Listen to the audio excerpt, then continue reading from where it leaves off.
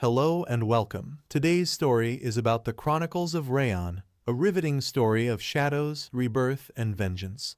Follow Raon's journey from silenced assassin to a force-challenging destiny. Uncover secrets, political intrigue, and ancient powers. Subscribe, hit like, and join us on this epic odyssey. The shadows stir. Raon's story begins. Are you ready? The story starts off with our hero asserting that nothing makes any difference to his assassin ears, be it the moon peeking through the clouds or the chilly winds gusting in the midnight. The protagonist of the story, our hero Raon, receives praise from Lord Derus for his good work. Derus acknowledges Raon's contributions to the family's growth, but he fears death at Raon's hands and questions his pursuit of freedom. Raon, conditioned as a shadow, rejects personal thoughts and feelings which can hinder the pursuit of accomplishing Master's mission. Derus probes Raon on why he acted on his accord and questions his escape from brainwashing.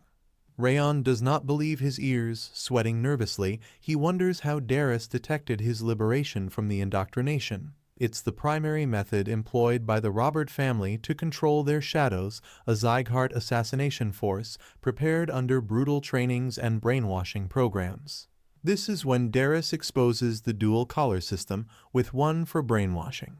A snap of his finger reveals the second collar, triggering Raon's agonizing pain in the chest as if his heat is being ripped off. Derus introduces Rageworm, an insect devouring Raon's heart. Cruel Derus justifies it as thoroughness, citing a proverb about wearing masks. However, his being thicker than most out there. Raon, filled with anger, recounts his past as a loyal assassin without memories, leading the group. He discovered the Ring of Fire, a technique from a legendary swordsman to free himself. However, despite his aspirations for freedom, he faces death instead. Determined to change his fate, he vows not to die pathetically, attempting to injure Derus before succumbing. In a swift moment, Darun sends Raon's head separate from his body with one brutal strike. Acknowledging Derus's unmatched strength, Raon regrets his manipulated life and ignorance of the Ring of Fire. Expressing frustration, he yearns for revenge against his oppressors, and this is when his glowing necklace hints at a mystical intervention. But an error interrupts the process as Raon's life ends. He opens his eyes to see a butterfly in a field, and we see a woman singing beside him. Then he stretches his hands outward. She starts to say he's so cute, and he says he cannot get used to it. The woman cuddling him is named Sylvia, and while it's hard to believe, she picks him up and tells him to say Mom. He was reincarnated as this woman's child with all of his memories of being an assassin. He thought he was just dreaming at first, but the more he spends the time around her, the more he begins to realize that it's not some dream, but a reincarnation with the memories of his past life. Sylvia hopes that the father will be back soon, then he can give her boy a name. Raon contemplates that he has not figured out much after reincarnating. Yet he understands he is not in some ordinary place, but rather a wealthy house, a renowned family, and he guesses it's better to be reborn into a powerful family than a normal one. However, he understands that the sole purpose of his reincarnation is vengeance, so he needs to stay patient. While he was the best assassin in the Robert family's history, Raon realizes he needs to surpass his previous capabilities. The door suddenly slams open, and the maid informs Sylvia that her father is approaching. Sylvia, taken aback, expresses the need to prepare, but the maid insists it's too late. The door then opens, revealing a man with blonde hair and a red cape. Raon recognizes him, and Sylvia calls out to him. Raon identifies him as Glenn Sieghart, the King of Annihilation. Raon realizes that he has been reborn into the most powerful family on the continent. Sylvia invites her dad to hold the baby, and ironically, he names him Raon with the title Mean Shadow for his second life. He stresses a quiet and rather shadowed life for the kid as well. Raon contemplates cutting through the night, wondering if everyone's asleep. He feels it's a chance to cultivate his wrath, having been unable due to always waking up with Sylvia. Now alone in the room, he sits up, sighs, and begins cultivation for wrath. Raon details the conventional training method involving breathing and absorbing mana. However, Roth, creating a mana circle around the heart, enhances all stats significantly, making it by far the most ideal for martial artists. With unique advantages, it aids mental training for mastering hard swordsmanship and seeking revenge on Derus. Despite his body's freezing energy-filled mana circuit and 9 blockages, Raon aims to break through with Roth. Instead of discarding the cold energy, he seeks to use it uniquely. Opening his eyes, he realizes he fell asleep while cultivating, struggles to stay awake, and dozes off again. Grandpa quietly approaches Raon's bed, placing his hand over him. The next day, Raon moves down the hall, reluctantly crawling as his mother encourages him. Complaining about acting like a baby, he expresses his frustration. Although his soul is of a grown teenager, he is still a kid in this life and will have to act like a kid whether he likes it or not. His mother praises him, and a man's voice interrupts, addressed first as Sir and then as a saint. Recognizing him as the renowned Saint of Ragged, known for power techniques, Raon recalls his wanderlust. The saint, now called Ragged, learns of Raon and decides to examine him due to his condition. Ragged analyzes Raon, revealing a concerning diagnosis, the biblical curse.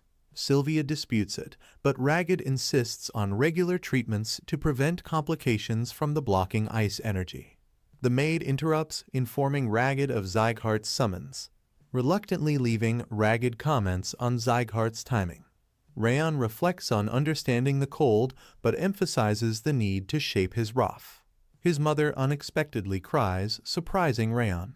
Crying, Sylvia insists that he's alive, determined to do whatever it takes to save him. She refuses to accept his possible death and declares he cannot die. Raon, feeling an unfamiliar ache in his heart, tries to comfort her, placing his hand on her cheeks and urging her not to cry. She momentarily stops, and to everyone's surprise, Raon speaks perfect English, calling her Mommy. While Glenn and Ragged witness this, and the maid attempts to intervene.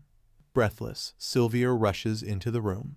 Glenn reprimands her for her rude behavior and unsightly display. Meanwhile, Sylvia, worried for her child's health, pleads on her hands and knees, begging him to save Raon. Glenn dismisses Raon's struggles, stating that aiding someone unable to contribute to the family is unnecessary. Despite Raon being his grandson, Glenn highlights that he's the one she brought back after leaving her family. He begrudgingly gave Raon the Sieghart name, and she should be grateful for that much. Ignoring her pleas, Glenn orders her removal, and she continues to beg as they drag her away. Ragged observes Glenn's stubbornness and questions why he called him over if he won't be honest. Glenn abruptly tells him to shut up and provide details. Ragged gives him a recap. Later, Sylvia feeds Raon medicine prescribed by Ragged, though it smells unpleasant. Raon endures it, pleased that she's happy, and even the maid shows approval. Sylvia holds him close as Raon notes the bitterness is the necessary fire medicine pushing cold energy out of his circuits. Cutting to 2 years later, after consistent training and medicine, Raon achieves the second Rolf. Smiling, he declares success while looking out the window, realizing his mana senses have heightened. Hearing Helen speak, he observes her inability to see the status window, a feature that appeared with the 1-star Rolf. He explains its functionality, realizing it's a personal system revealing his stats, visible only to him. Raon, now 2 stars, notes his persisting low stamina and the lingering pitiful curse. Acknowledging the role of medicine in his progress, he reflects on the past 5 years in the Annex, where everyone treats him like a prince, ensuring his comfort.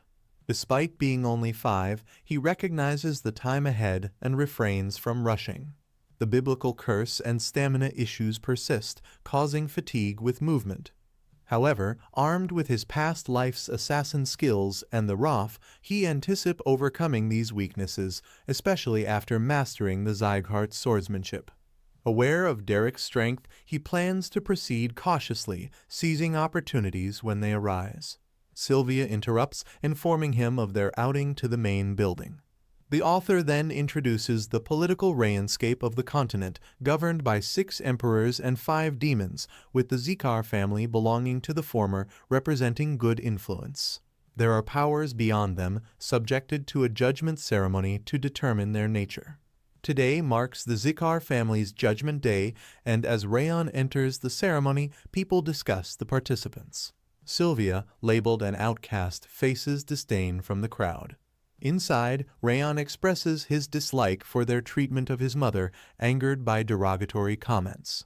Sylvia reassures him, and as Sieghart Glenn enters, Raon greets him. Glenn, seated, announces the commencement of the ceremony, summoning a giant sword as the Sword of Judgment. Raon recognizes it and remarks that it's time for the ceremony to begin. Raon elucidates the judgment ceremony, explaining that putting a hand on the stone determines a person's mana ability. A noble kid goes first, demonstrating his wind attribute to the crowd's excitement. Glenn approves the results, deeming it suitable for a swordsman. Next is Ronin, and Raon notes how the purity and attribute of mana are evaluated by the sword's tip, emphasizing the value placed on talent in this society. Despite having a 2-star ROF, Raon anticipates mediocre results due to residual cold air in his circuits, but he remains unconcerned about the outcome. As the last participant, the room reacts with disdain when Raon is called, and he touches the sword, making it glow orange, and our hero experiences a vivid vision with a man facing monsters. Raon opens his eyes in surprise, realizing nobody else shared his vision. They laugh at his apparent lack of aptitude, disappointing Glenn. He dismisses everyone and orders them to leave, marking the end of the ceremony. Despite the ridicule, Raon remains undeterred. Clint expresses disappointment in Raon's seemingly unremarkable results. Suddenly, the sword begins to emanate the same war essence as once the head of the house had, surprising Glenn. The sword erupts with golden ore, stunning Glenn. He recalls ancient records describing the first Sieghart's patriarch's ability to display transcendental fire, golden mana, and flames known as golden flames, a unique occurrence in the family's history. Glenn wonders at this unexpected development, shocked on just how strong this boy is. Meanwhile, we find our hero assessing the improvements in his stats. His innate traits remain locked, prompting him to strive for 3 stars in his ROF. 7 years have passed since the first judgment ceremony, making Raon now 12 years old. Raon successfully reaches the doorstep of the 3rd stage in his training, acknowledging that progress could have been quicker if not for the persistent cold. With his water tolerance reaching 2 stars, the coldness dissipates, prompting him to initiate physical training. His mother interrupts, urging him to prepare for the 2nd judgment ceremony. After the ceremony concludes earlier than expected, Glenn confronts Raon, noting his failure to respond to orders for basic training over the past month. Raon is confused, and Sylvia, pleading for more time, explains his inability to endure the training due to excess cold energy. Glenn, unsympathetic for our hero, asserts that there are no exceptions for someone from the house. If he cannot walk, then he must crawl and train, but he should understand the value of being a Sieghart. Glenn goes on to question Sylvia's commitment to the family, suggesting she leave if unwilling to adhere to Sieghart standards. Attendees mock her, calling her pathetic. Raon understands the mistreatment his mother faces, aware of her past departure from the family and the subsequent challenges she faced as his father only after her conception. He decides not to tolerate her mistreatment towards her mother, approaching the sword in his hands and eyes blazing for vengeance. Sylvia offers to handle the situation, but Raon reassures her. Despite Glenn's orders, he declares his intention to begin training the following month. The current wise Master Denier expresses disbelief that Raon didn't know about the training's intensity and advises him to give up. Raon, determined to live up to the family name, insists on attending the training. Glenn issues an order, causing Dior to fly past Raon, inflicting injuries. Raon senses Glenn's overwhelming strength, realizing he truly lives up to the title of the King of Annihilation. Sylvia and the wise Master Denier try to calm the situation, with Sylvia apologizing and insisting that Raon is not in a state to train. Despite the pain, Raon declares his refusal to live in the shadows as an assassin any longer. He asserts his determination to bring his mother back to her rightful position and protect those around them. Glenn questions if he intends to challenge Sieghart's standards through training. Raon affirms it as his only choice, urging the instructor to prepare accordingly. As he falls, Raon vows to show his potential and become stronger than ever. The scene shifts to other kids training, and Karun Sieghart, the central martial arts master, questions why Raon is too weak to move properly. Someone else mentions overhearing conversations between Ragged and Sieghart, suggesting Raon suffers from an illness. Karun notes the abnormal condition of Raon's body and instructs someone to bring Sylvia into their building for information gathering. In the fifth hall, Glenn walks through, and everyone bows to him except the red-haired elf. Glenn calls him out to stop pretending to be asleep and get up. The elf, Rimmer, marvels at Glenn's resistance to his sleeping techniques, noting that even the head instructor follows his orders while they work with their bodies. Glenn remarks that Rimmer hasn't matured even after 50 years. Rimmer reflects on the difficulty of changing people and asks if Glenn is there because of his youngest grandson. Mentioning Sylvia's visit, Rimmer assures Glenn that he won't make exceptions even for the youngest. Glenn agrees not to lessen the training's intensity, emphasizing his disdain for weakness. Rimmer, recognizing something, starts acting jovial and speculates on Glenn's love for his grandson. Glenn warns Rimmer not to go easy and advises failing those unworthy of training. Rimmer agrees to do as he wishes, and Glenn takes his leave. Rimmer contemplates Raon, curious about his character. Raon observes his status window, confirming the achievement of the third Roth, elevating him to a 3-star. This advancement reduces the bitter cold curse, making him feel different, with increased sensitivity and a clearer mind. His mother comforts him after training, acknowledging that the status window accelerates his growth. Aware that the training's difficulty is infamous, Raon sees being a 3-star as only the initial step. He aims for a solid foundation to progress smoothly, surpass others, and silence the mocking voices. His ultimate goal is to defeat the Heavenly Sword. Late at night, his mother enters the room, surprised he's still awake. Raon questions her presence, and she explains that she wanted to talk before his departure to the training hall. She suggests postponing the training for a year, expressing concern about potential severe injuries. Raon refuses, driven by the desire to prevent people from insulting his mother. He believes that excelling in training will change how she is treated. She smiles, acknowledging his confusion about their mistreatment. She reveals falling in love with his father during a mission but faced difficulties due to his ordinary knight status. To be with him, she ruined her core and left the family. She discloses the existence of Raon's older sister, Je, who was brutally murdered along with their father in an ambush. Despite hiring guards, they arrived too late, resulting in the tragic deaths of Raon's father and sister. Sylvia, reflecting on her past choices, acknowledges her selfishness and the consequences of throwing away responsibility for love. Despite understanding why she's mistreated, Raon realizes she's the first person to show him affection. Curious, he asks if she regrets her decisions, and she responds that she doesn't. Leaving the family made her feel like a real person, bringing happiness. Apologizing for being a bad mother, she receives reassurance from Raon, who assures her not to worry. He smiles, promising to help her regain her position in the family before seeking revenge. Overwhelmed with emotion, she breaks down in tears. Later, as Raon checks his Roth, he notes its increased speed, signifying his promotion to a 3-star. Wondering about the higher levels, a blue ore appears in front of him, introducing itself as Wrath, the second lord of the Devildom. Raon, confused, witnesses the unlocking of his hidden trait. Wrath, sensing Raon's rage, offers assistance in exchange for his soul and body. This marks the conclusion of first part of this epic story. Interested to know how Wrath will manipulate the naive Raon? Stay tuned till we uncover more details in the part 2 of this epic saga. Suddenly, a mysterious blue aura appears before Raon. A voice speaks, introducing itself as Wrath, the second monarch of the Devildom. Confused, Raon realizes his hidden rage is being activated. Wrath offers a deal requiring sacrificing his soul and body, but stops, noting Raon's young age. Curious, Raon asks Wrath to reveal his identity. Wrath confronts him, claiming the intensity of rage he sensed is too much for a child.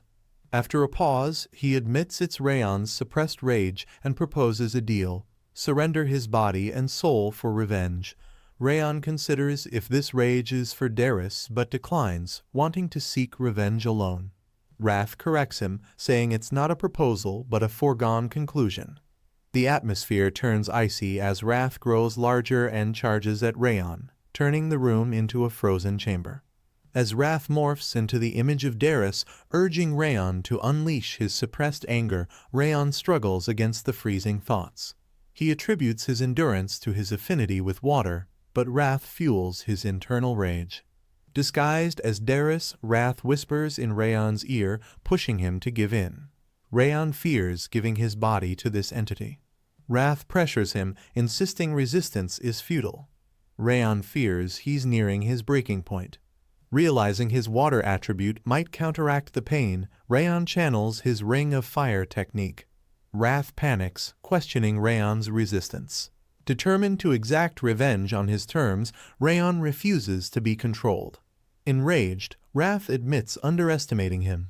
Just then, a status window pops up in front of Raon, indicating that new abilities are unlocked.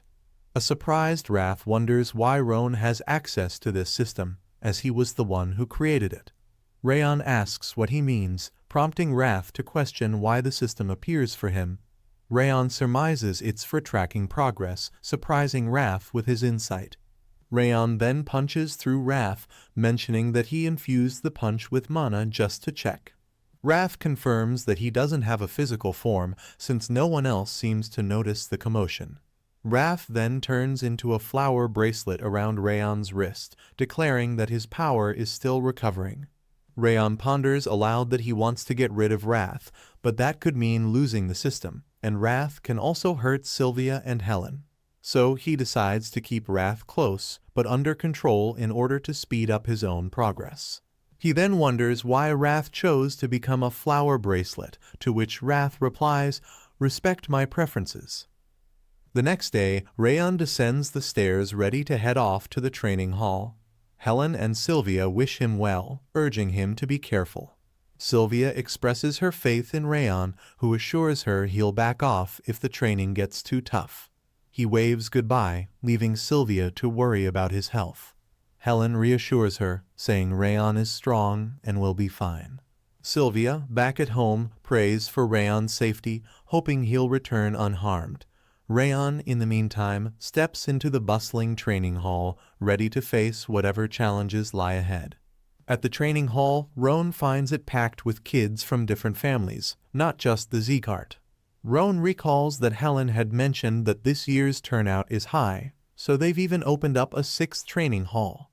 While Raon gets sneers and insults from some of the other kids, even mocking his flower bracelet, Wrath fumes quietly, vowing to make them regret their words. Raon speaks up, telling them that if they have something to say, they should say it to his face. They retort that someone from an indirect lineage shouldn't be so bold. Raon fires back, saying they're also from an collateral lineage, so what gives them the right to talk down to him?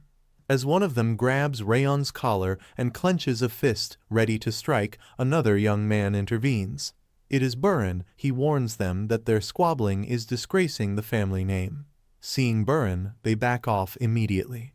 Burin then turns to Raon, advising him to know his place. He tells Raon that he's insignificant and should keep a low profile if he wants to stay in the family. Burin adds that Raon's earlier success in catching the head of House's attention was pure luck and warns him that a loser like him will likely fail the upcoming training. Raon retorts, questioning Burin's authority, considering the only thing he has going for him is his direct lineage. Just then, the door bursts open and a man named Rimmer walks in. Raon recognizes him and is surprised to see him here. Burin grudgingly leaves the room. Rimmer introduces himself to everyone and says that there are too many trainees. He intends to cut down the number to a more manageable size. The atmosphere grows tense and the trainees grow fearful. Rimmer states that his word is the law here and that any objection should be directed at Glenn, the head of the house. He then asks what they're waiting for, and suddenly some of the trainees start to run. Wrath asks Raon why he's running at the back of the pack. Raon replies that it's not a race, there's no need to overtake others. According to him, Rimmer is interested in their potential and endurance, not speed. The real winner will be the one who endures till the end. Onlookers observe the trainees, impressed by how quickly they are running, particularly Burin and another young lady named Raon. They note that at just 12 years old, their abilities are extraordinary. Then they spot Raon lagging but still enduring despite his earlier weakness. Rimmer watches this and starts to smile, intrigued by Raon's unique approach and the qualities he hasn't seen in someone before. He reflects on his unique ability to gauge the power of most people around him except for Raon. Meanwhile, others mock Raon for trailing behind in what seems to be a simple running exercise. Raon chuckles internally. In his previous life, he'd had to outrun deadly beasts. This exercise is child's play in comparison. The race continues, and Rimmer marvels at Raon's relentless pace. He can't fathom how Raon keeps going. His determination seems beyond human limits. Meanwhile, Burin is puzzled when he finds Raon right on his heels. He recalls overhearing doctors discussing Raon's health and decides he's had enough. Utilizing his special skill, he surges ahead to take the lead. Raon watches but remains unfazed. Raon seems even less concerned. Raon reflects that the true battle isn't against each other. It's a test of their own mental fortitude. As the race wears on, many kids are running out of steam. They wonder how Raon keeps going and is not tired. Raon thinks to himself that he's exhausted and feels like he could collapse at any moment, but he's tapping into the ring of fire technique, squeezing every last drop from his diminishing stamina. Just then, Wrath, who considers Raon his future host, intervenes. He wants Raon's body now. Wrath attacks Raon internally, causing searing pain. Raon grits his teeth, knowing he mustn't show weakness. That's what Wrath is waiting for. Wrath taunts him, saying no one can resist his power. Raon knows he has to endure. If he shows any signs of weakness, Wrath will consume him. As he pushes through the pain, his vision starts to blur and his breath grows shallow. Is this his limit, he wonders, fighting to maintain control over his own body.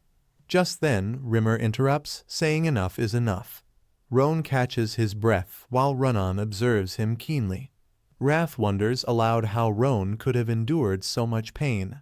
Raon replies that he had already warned them. The trials not only failed to break him, but also strengthened his ring of fire technique and his physical prowess. A message appears indicating that Raon has gained experience. Wrath can't believe it and scoffs, calling it absurd. Rimmer then addresses everyone, admitting that what he said before the test was merely a motivational ploy. If they performed like they did today, they would ultimately fail. Out of 160 participants, only one ran to the very end. Some may have cheated by using their aura, but Rimmer doesn't care about the methods as long as they pass the test. They have 6 months to officially become trainees, and he will select the top performers without ranking them. Dismissed, everyone heads to their dorms and the training center. Later, Rimmer goes into the woods and to meet the head of the house, Glenn. Glenn asks him how the test went. Rimmer tells him that he shouldn't be asking him that question as he himself saw the test. Rimmer adds that he has sharp skills in judging people, and as expected, Raon and Burin are indeed talented, as are some other kids, but Raon is a puzzle. He seemed out of stamina, so how did he keep running? Rimmer confesses that life has been dull since his own core was damaged. However, the recent development has ignited an interest in him. Glenn reminds him of his duties as an instructor, to which Rimmer replies that he might have found someone worthy to pass on his legacy. Glenn suggests that it's just a coincidence, but Rimmer smiles knowingly, saying it feels like more than that. Meanwhile, Raon decides to head to the training center, but Wrath warns him not to push his luck. Other trainees eye Raon with contempt, whispering he must have cheated. Crane speculates Raon might have used a miracle elixir from the Ragged Saint. Deciding it's time to teach him a lesson, they hurl Raon into a tree. Confused, Raon questions their actions. Crane accuses Raon of cheating, and his friend supports the accusation. They insist on talking, but Crane throws a punch at Raon. Wrath wonders if Raon will fight back. Surprisingly, Raon punches Crane in the face, declaring that if they want to talk, let's do it with their fists. Another kid attempts to punch Raon, but gets blocked and kicked in the stomach. Crane's friend asks what's happening before receiving a punch himself. Meanwhile, Crane, on the ground, gets another kick from Raon. Wrath finds it entertaining to watch. After knocking them down, Raon places his foot on Crane's hands, asking if Burin set them up. Crane denies it, saying they acted alone. Surprised, Raon admits he thought Burin hated him more. After confirming Crane won't talk, Raon warns him to stay away to avoid another confrontation. Crane agrees, promising not to step on Raon's shadow. Raon tells him to leave, and Crane does. In the background, Rimmer watches, smiling, remarking it reminds him of the young lord. Later, Raon discovers his agility increased for satisfying Wrath via the system. Wrath is puzzled, wondering why Raon gets points just for pleasing him. Raon mentions that Wrath himself devised the system, claiming ignorance of it. Wrath denies using it on anyone else, accusing Raon of stealing it. He proposes a wager. If Raon wins, he'll receive stat points and a trait, but if he loses, Wrath will take 10 points of rage from him. When Raon asks about the downside, Wrath explains he'll take some of Raon's accumulated rage, though not much. Losing control could be bad. Considering the risks, Raon agrees, seeing potential gains outweigh the loss. Wrath commends his choice. Raon believes tapping into his past skills ensures victory. The next morning, young trainees struggle with the horse stance. Rimmer explains it's fundamental to martial arts, and they're taking the test voluntarily. The trainees grumble, questioning its relevance to swordsmanship. Burin tells them to stop complaining and join him for sword practice. Raon watches them leave. Wrath asks Raon to join swordsmanship training.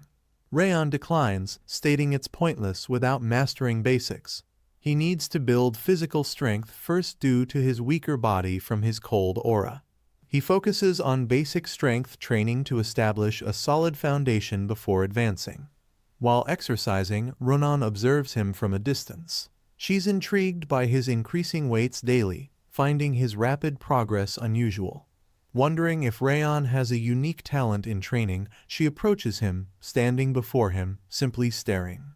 Ronan asks Ronan why she's there, but she stays quiet, wondering about Raon's sudden growth. Then she snaps back to reality, realizing she's staring at him. Despite looking fragile, Raon shows surprising strength. She moves beside him and easily lifts a heavy barbell, surprising Raon. It feels familiar, but nothing special.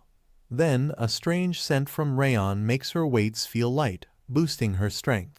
But when Raon moves away, the sensation fades, leaving Ronan confused. She follows him, trying heavier weights, finding her abilities genuinely enhanced by his presence. Quietly, Raon keeps training as Ronan watches, intrigued by the heavier weights and the mysterious scent around him. Suddenly, Burin enters with other trainees, noticing Ronan with Raon. They express their disapproval, calling Raon names and saying nothing good comes from being near him. Burin grabs a wooden sword, claiming Raon's training is pointless. He calls Raon weak and urges the others not to bother with him, referring to him as an indirect lineage bastard. Burin stresses the importance of preparing for an upcoming test despite not knowing its specifics. He believes swordsmanship training will improve their martial skills and encourages them to focus on their own training. While Raon exercises, Dorian introduces himself and asks to train alongside him for posture. Raon responds apathetically, saying he doesn't care much. Dorian offers Raon a cookie from his bag, and Raon reluctantly accepts when he sees Ranon's excitement. They end up helping Dorian with his training, strengthening their bond over time. Meanwhile, Burin remains focused on his own training, surrounded by his puppet trainees. After 6 months of intense training, Raon pushes himself to exhaustion every day, with only 2 others remaining ahead of him, outlasting those who started with him. The morning of the test arrives, and in the arena, the host welcomes the participants while the Guardians observe closely. Wrath teases Raon about a bet they made, suggesting he won't surpass 2 others. Raon brushes off the remark, stating the test is different and its outcome uncertain. He notices Dorian looking nervous and learns Dorian couldn't sleep due to test anxiety. Dorian doubts his own strength for the test, prompting Raon to ponder silently. Raon offers him a cookie, but he declines, noticing Burin's glare nearby. Raon wonders why he's surrounded by such peculiar individuals. On the other side, Sylvia excitedly points out Raon to Helen, who acknowledges his endurance and mentions his 6 months of training. Helen reflects on Raon's warm personality and is proud of the person he's become. Sylvia smiles proudly at her son's growth. Suddenly, someone announces the Patriarch's arrival. Glenn enters the arena, causing a stir among the spectators as he rarely attends such events. Rimmer is also surprised to see him. Cheerfully, Rimmer questions Glenn's presence, to which Glenn responds that it's an event crucial for the family's future, garnering some surprised reactions. Awkwardly, Rimmer assures him of his welcome. He then declares that with the Patriarch's attendance, they must proceed with the test immediately. Rimmer unleashes his power, stunning the trainees, including Raon. He explains that the test involves enduring his aura's pressure, presenting an unexpected challenge for the participants. Rimmer stresses the importance of pressure in a warrior's life, stating that the test will assess their ability to handle it. However, a parent strongly opposes the test, arguing it's premature since the children just learned aura. They feel it's unfair, especially for those who haven't mastered aura yet, and express dissatisfaction over students sleeping in class. Amidst the debate, Raon contemplates pressure, realizing it goes beyond aura manifestation.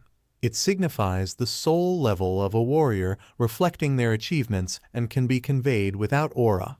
Glenn intervenes, supporting Rimmer's view, surprising the parent who questions his stance. Glenn explains that pressure comes from life experiences, not just aura mastery.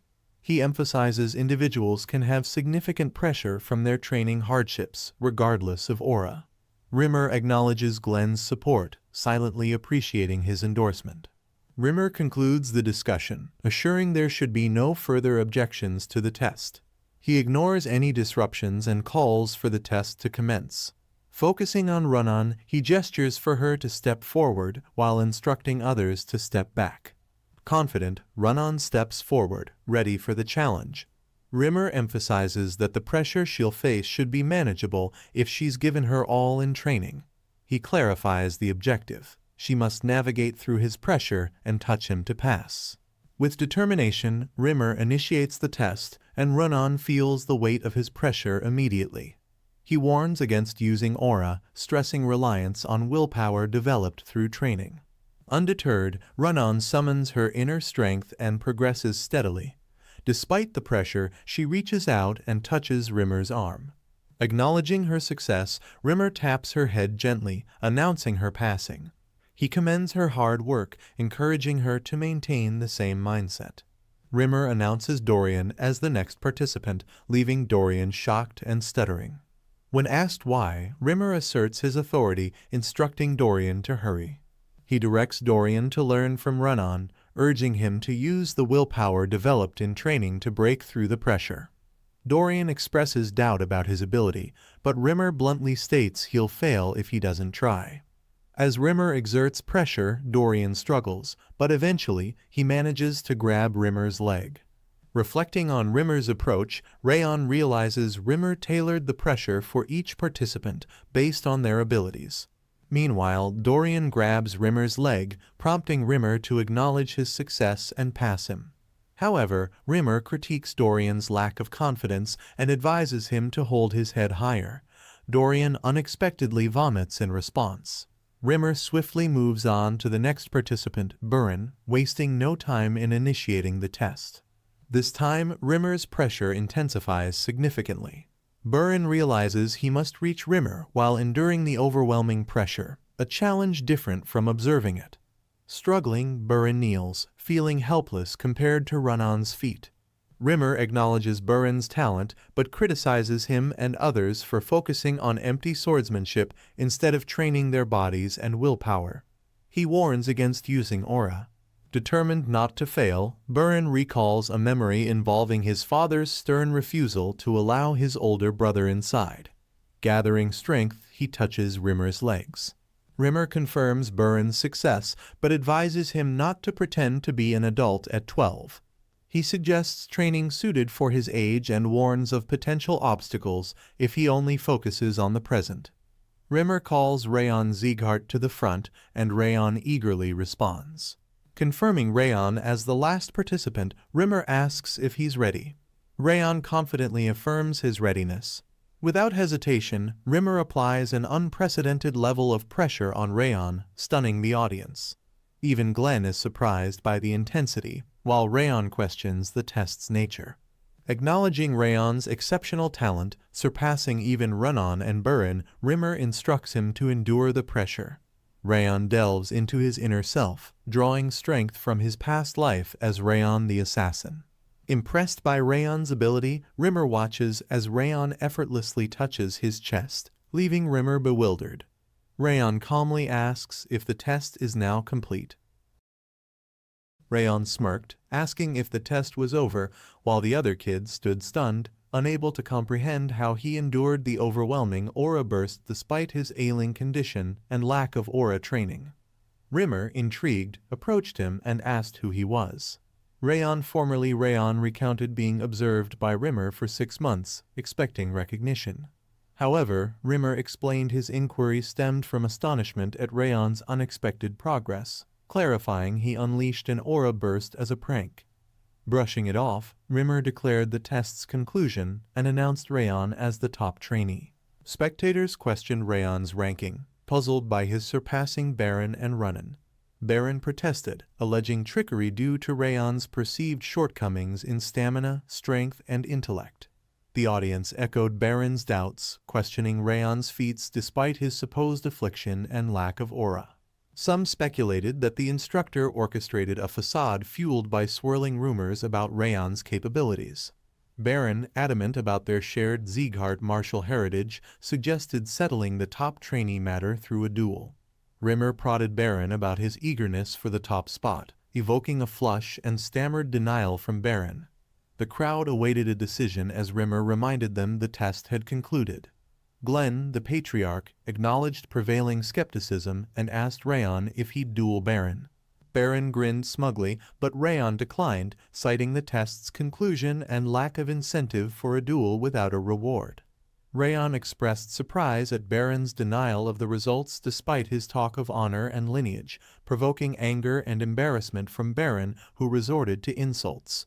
Glenn proposed a duel between Raon and Buren to determine the top trainee, offering a bronze plaque as the reward. Raon contemplated its significance, noting the symbolic value of different materials. Despite it being bronze, he anticipated a substantial reward. After some contemplation, Raon agreed to the duel, and Glenn confirmed the decision. They wasted no time and commenced immediately. Rimmer set the ground rules: a single round with no weapons or aura allowed. Buren launched a punch at Raon, who skillfully evaded it. Buren followed up with a kick, but Raon deftly blocked it. As Buren prepared for another punch, he introduced it as the righteous tiger fist taught by his father, arguing it wasn't cheating since Rimmer hadn't prohibited fist techniques. Meanwhile, onlookers speculated about the duel's outcome, some doubting Raon's ability to match Buren's prowess. Inwardly, Buren looked down on Raon, considering him from an indirect lineage and weaker. Buren, pressured by his father's expectations, relentlessly attacked Raon, who effortlessly dodged each punch. Raon marveled at his ability to anticipate Buren's movements. Growing confident, Buren questioned if Raon was ready to concede, but Raon had different plans. He countered with his own punch, pushing Baron back with tremendous force, leaving him defeated. The crowd couldn't fathom how Raon executed the righteous tiger fist. As Baron lay defeated, he asked Raon how he managed the technique. Raon simply replied that Baron had shown him, and he had copied it. In the end, Raon proved himself, embodying the quote, "The weak should fear the strong." The spectators were astonished to see Raon employ the righteous tiger fist, wondering how he managed it. Some speculated he might have clandestinely learned it. Rimmer, astounded, quietly acknowledged Raon as the genuine deal, explaining that Raon countered Baron's technique by spinning in the opposite direction. Raon's ability to discern martial arts flow earned him the label of a prodigy, and he made the technique his own. Rimmer declared Raon the clear victor, concluding the examination. Sylvia and Helen rushed toward Raon with joy, while Wrath requested to return home due to hunger. Raon's family embraced him, while Baron's butler assisted him in getting back up. Baron's father watched him with disappointment before they shifted to Baron's residence. Standing beside his father's desk, Baron trembled as his father summoned him. His father reminded him of their conversation, instructing him to become the top trainee and not to be defeated by anyone. Disappointed, his father expressed irritation that Baron lost to Raon, a Sullivan insect, who lost her direct lineage title.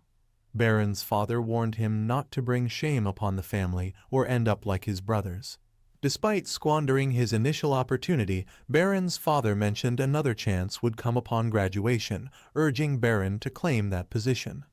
After speaking his piece, Baron's father dismissed him. Privately, Baron mused about not missing this last chance to uphold the Sieghart lineage's standards. Frustrated, he struck a wall, wondering why his diligent efforts still landed him in this situation. Suddenly finding himself in an unfamiliar location, he pondered his surroundings and noticed an empty building, likely deserted after the day's test. While lifting a weight, his attention veered towards Raon's locker, fixating on it. Baron made up his mind to take a quick peek inside Raon's locker, assuring himself he wasn't stealing anything, just curious. His eyes widened in astonishment as he beheld an array of shoes, easily numbering at least 10 pairs. He wondered if Raon had worn out all these shoes in just 6 months. Reflecting on his own experience, Baron realized he had only replaced his shoes twice during the same time frame. As he turned his gaze, he envisioned Raon engaged in training. In hindsight, Baron realized Raon had always been dedicated to training, even during moments when he seemed nonchalant or neglected fundamental exercises. Raon's commitment represented the true essence of the Sieghart approach. In contrast, Baron acknowledged he had consistently done the opposite. With a final glance at the weights, he returned the shoes to Raon's locker, securely shut it, and departed, feeling a newfound respect. Raon and Wrath expressed disbelief, having never encountered someone like Raon before. Wrath moved closer and inquired about Raon's true nature. Raon admitted he didn't know and encouraged Wrath to let his imagination run wild. Changing the topic, Raon asked about the skill displayed in the system. Wrath revealed Raon had acquired legendary senses, a remarkable trait unusual for someone like him. Raon reacted with mild interest, questioning the origin of the name. Wrath admitted he made it up and asked if it sounded cool. Raon playfully teased Wrath's poor taste, to which Wrath countered that Raon lacked artistic sense. The following day, Glenn's butler arrived and summoned Raon to the Patriarch. Sylvia, concerned, asked if there was an issue with Raon. The butler reassured her, saying the Patriarch intended to personally bestow the bronze plaque upon Raon. Facing the Patriarch, Raon knelt and respectfully greeted him. Glenn reluctantly acknowledged he must fulfill his promise. The butler presents Raon with the promised bronze plaque, and Glenn offers him the chance to return it later for an item of equal value. Raon seizes the opportunity and asks how to restore Sylvia's lineage title. Glenn clarifies if Raon means Sylvia's direct lineage title, to which Raon affirms. Internally, Raon notices Glenn's demeanor softening as Glenn explains the difficulty of achieving such feats. Raon confidently insists it's possible and places the plaque back, thanking Glenn. However, Glenn stops him, realizing Raon hasn't requested a reward yet. He points out that Raon's question could have been answered without the plaque. Internally, Raon is perplexed by Glenn's unexpected behavior. Glenn asks Raon to share his wish, and internally, Raon reveals he has something in mind that he desperately needs. Raon expresses his need for advanced aura training beyond basic techniques, asking Glenn to teach him something of equal value to the plaque. Internally, Raon realizes his past life's shadow technique won't suffice to confront Wrath and restore Sylvia's lineage. Raon needed a much stronger aura. In response, Glenn snapped his fingers, summoning shelves filled with books surrounding them. He explained that these were some of the Sieghart family's books, and by placing his hand in the center, the book he needed the most would appear. Raon agreed, hoping for something superior to the shadow training technique. To his surprise, an old book emerged titled The Thousand Flames Technique. Raon questioned its significance, leaving Glenn and the butler shocked. The book opened, glowing golden, and its pages floated toward Raon. Glenn couldn't believe his eyes. In a brief flashback, he recalled disregarding reports about Sylvia's ostracism by the family, only caring about power.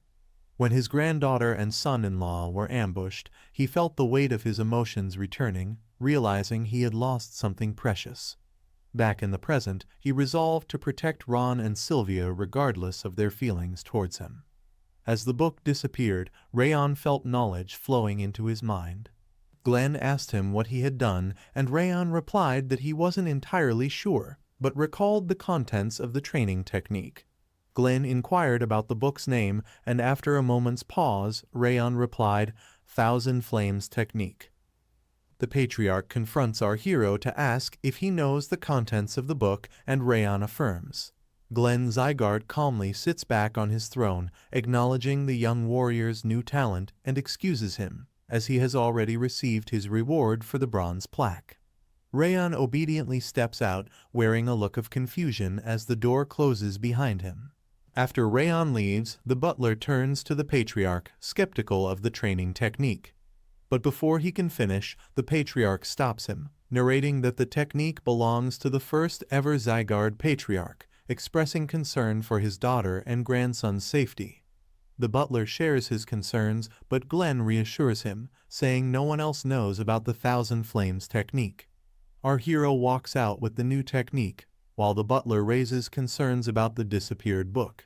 The patriarch explains it's fine as someone has learned the technique preserved in the book, suggesting changes may be necessary, alert to possible dangers. In contrast, our hero contemplates the new technique, wondering why the patriarch gifted it. He elaborates that it's invaluable, comparable to the legendary Ring of Fire in the martial arts world. This is what makes it worth learning, but achieving such goals isn't easy, as evident when our hero approaches a burning fire, attempting to collect aura but failing each time. He acknowledges his repeated failure and the difficulty of the technique. Wrath addresses him, acknowledging the struggle but urging him to persist, warning of the danger if anyone touches him while he's absorbed in training. Raon contemplates Wrath's words, realizing the danger of the Thousand Flames technique. He explains it as a method to absorb nature's energy to build aura, but interruption could permanently damage his mana circuits or monocore, especially with the bitter cold curse. Raon asks Wrath not to interrupt, but the spirit, with a suspicious smile, promises only one interruption. Raon senses hostile energy from Wrath, who elaborates on his plan to strike when Raon is vulnerable. Despite Raon's warnings, Wrath remains persistent, expressing his ability to bring Raon back even if his limbs are cut off or his energy core explodes. Wrath reveals his evil scheme, intending to strike when Raon is unable to use his energy core and gives up. Shockingly, Raon agrees with Wrath's plan to allow him to interrupt once, making Wrath confident in his scheme. Wrath flies around the room with his blazing fire, scoffing at Raon and threatening to strike him at any time. Assessing the scheming spirit, Raon acknowledges Wrath as his enemy, realizing the Demon Lord will take over his body given the chance. Raon had previously felt relieved when Wrath hadn't acted, but now he knows he must be alert again. Deciding to focus on more important matters, Raon walks up to his window, where Wrath questions his intentions. Raon confirms, spotting a maid named Judiel by the riverside. He decides to confront her. Judiel, meanwhile, writes a report, surprised that Raon received such a valuable technique for a mere bronze plaque. She notes the unusual monoflow she sensed during Raon's aura training and concludes her report, expressing concern for the child's welfare. Placing the folded paper on the river, she sighs in relief, but a blade suddenly appears at her neck. A mysterious man threatens her with death if she moves or speaks, commanding her to look down at the lake nervously. Judiel questions who could possess such terrible bloodlust as she gazes upon her reflection in the lake, only to find out that the mysterious man threatening her is none other than our hero, Raon. Surprised, she wonders how the kid managed to sneak up on her. Raon confronts Judiel, whispering in her ear that he has felt someone watching him since he returned to the annex, asking if she got the information she wanted. Startled, Judiel initially finds it impossible, but then realizes Raon was pretending not to know. Pressing the blade against her neck, Raon threatens her again and commands her to open her mouth. Hesitantly, she complies and Raon shoves a mysterious ball into her throat. Gagging and belching, Judiel swallows it, trying to compose herself when Raon releases her and steps away into the lake. Picking up the letter, Raon finds nothing written on it, realizing he needs a special method to make the words visible. He declares the correct answer to be moonlight, causing despair on Judiel's face. She trembles in confusion, asking how Raon knew. Instead of answering, Raon narrates names from the Sieghart family: Alice, Daniel, and Karun. She insists it's impossible for Raon to know so easily, but then he dawns on her. The pain burning through her body and Raon's ability to read her thoughts. She realizes what she swallowed was a rage worm. Judeo regrets her past decision to undertake this mission, believing it would be straightforward due to Sylvia's compromised energy cores and mana circuits.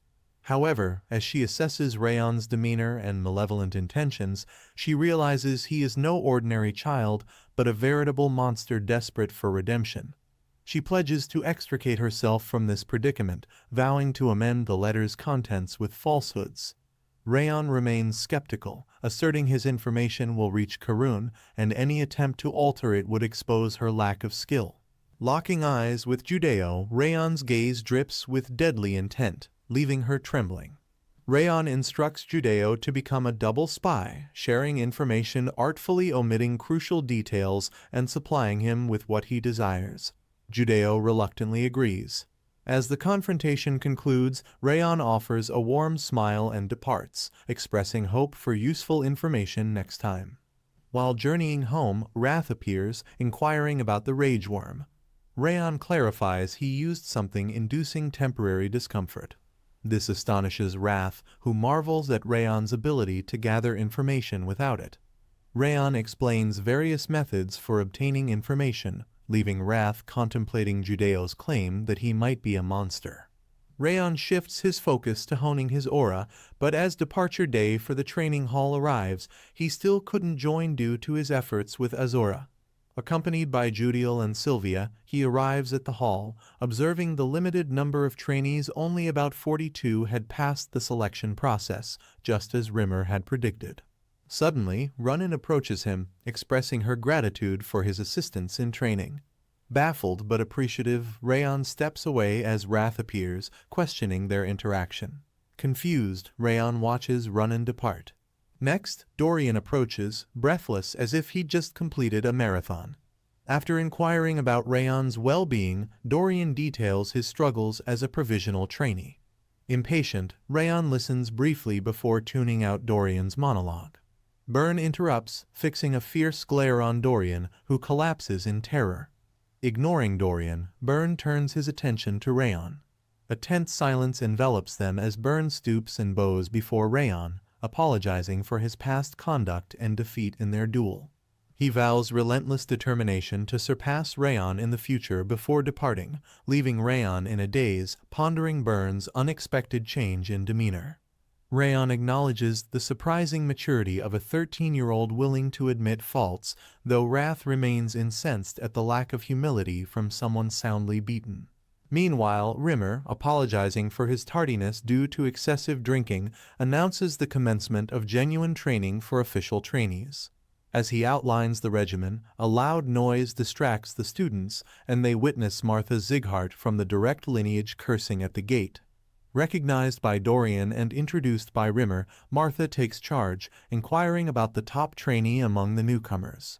All eyes turn to Raon as Martha directs her displeasure towards the top trainee, challenging her to a fight with palpable enthusiasm.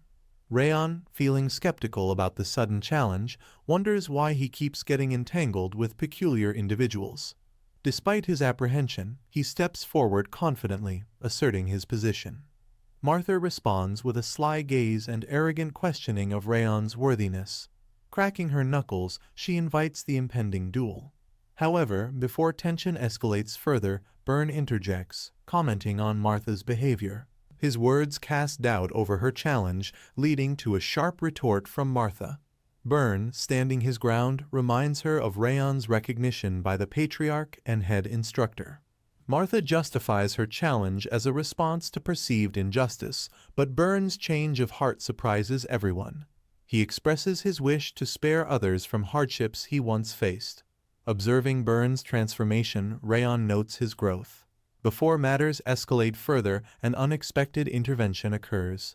Ronan steps in, positioning herself between Raon and Martha, stunning everyone present. Martha scoffs at the support the other trainees are giving Raon, but finds it somewhat amusing. She wonders if they're rallying behind him as if he were their leader, perhaps deeming themselves his loyal followers. Initially willing to back down and honor public opinion, Martha suddenly changes her stance. In a surprising turn of events, she swiftly reappears in the sky with a malevolent smile. She expresses disdain for cowards and implies even greater contempt for those who hide behind others. This unexpected twist leaves Ronan and Byrne taken aback by Martha's speed. Concerned, they watch as Martha charges forward with clenched fists, intent on confronting the perceived coward. However, Raon proves to be more than a match for Martha. With nimble grace, he dodges her punches and subdues her, sending her flying backward. Martha is bewildered as her attacks fail to land. As she looks for her target, she is met with another punch, knocking her down. Byrne watches in shock while she observes with an amused smile. Martha struggles to make sense of the situation, eventually allowing her anger to resurface. She threatens Raon, warning him that he won't walk home that day. Before the situation can escalate further, the head instructor intervenes, declaring they've exchanged enough pleasantries. Martha finds herself trapped, skeptical of the head instructor's sudden appearance. Rimmer questions why they underestimate him and suggests they wait until Raon learns aura before fighting. Martha reluctantly agrees, ceasing her pursuit for the time being. The head instructor commands Raon to join him, and Martha walks away in frustration.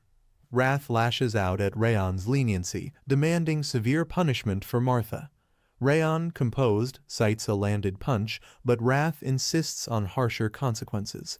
They enter the training hall where Byrne worries about Raon's swift progress, fearing being surpassed. Martha, undeterred, ponders Raon's sudden skill growth, determined not to lag behind.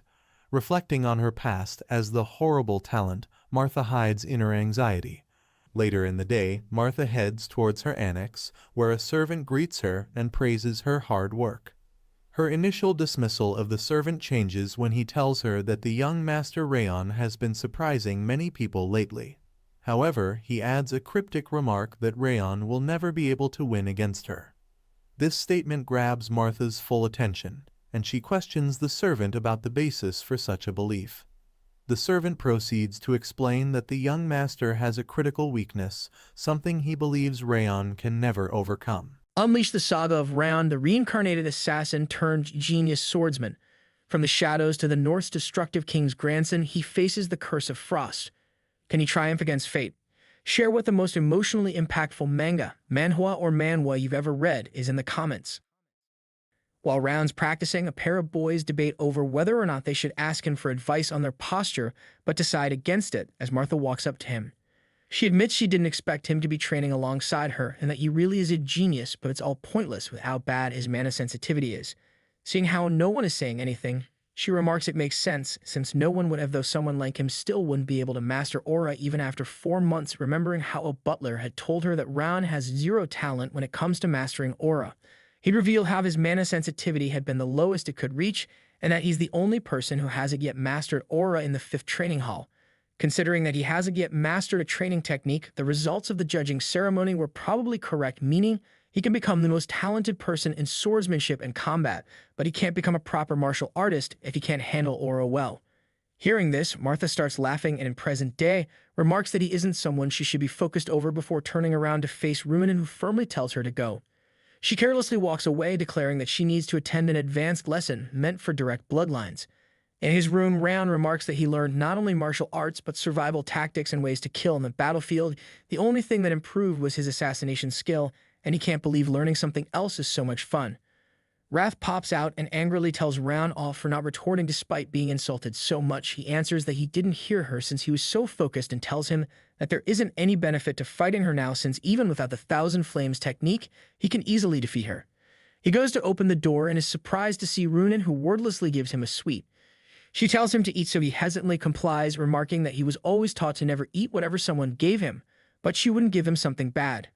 As he eats it, exclaims that he's never tasted something this sweet even in the demon realm, and that the coolness makes it even better. Ruinen asks what he thinks and says it's marble ice cream before walking away. Surprised, he remarks that she must have saved one for him and decides to repay her later. Later at his manor, an attendant nervously tells him that the intermediate martial hall ordered her to look into things more since he mastered swordsmanship and combat so fast, but have probably lost their interest by now since he hasn't mastered aura. She adds that they'll probably pull her back in too, and hesitantly asks if he hasn't mastered aura on purpose, to which he menacingly asks what she thinks and dismisses her. He decides to go train more, but runs into instructor Limer sitting outside, who announces that he'll train him and tell him what his attribute is. As they're walking through a forest, Raon asks why they're hiking, so Limer tells him to just wait, inwardly remarking that he cannot forget the day he first saw his training technique, because it felt like he was looking at flames so strong they resembled magma, and how he felt that if he could truly master this technique. He stops Raon, saying this should be fine, before blowing a gust of wind, disclosing that he wanted to make a blade out of wind to protect him, and that what he's feeling is the wind he chose. Seeing Raon observing it, Limer says he did weaken the wind to give him a sample, but he doesn't look scared at all, revealing that he's felt this wind ever since he was born, as he's an elf, but Raon's a human and his mana circuits are cold, so it'll be even harder for him. He explains that there are many kinds of winds, warm, cold, or sharp. He wanted a wind that could pierce through anything and found it, so now Raon needs to find what his is. Raon says he can't see proper flames unless he sets fire to the woods, to which Limer tells him that there is a perfect place for him to practice. Walking into a cabin, he greets an old man and tells Raon that this is the place where one can feel the most passionate and hot fires in the entire north, an artisan's charcoal pit. Limer tells the man that Raon's the patriarch's son, as Raon watches the fire in shock and remarks that he's seen countless fires in his life, bonfires he started himself, advanced flame magic coming from the hands of a mage, and more, but these flames are the image of the fire he wants to possess. The man suddenly weakens the flames and introduces himself as Valken. Hearing the name, Raon realizes he's the artisan who's globally famous for his mastery, remembering how he's the man who apparently created Glenn Sieghart's sword, but disappeared 30 years ago.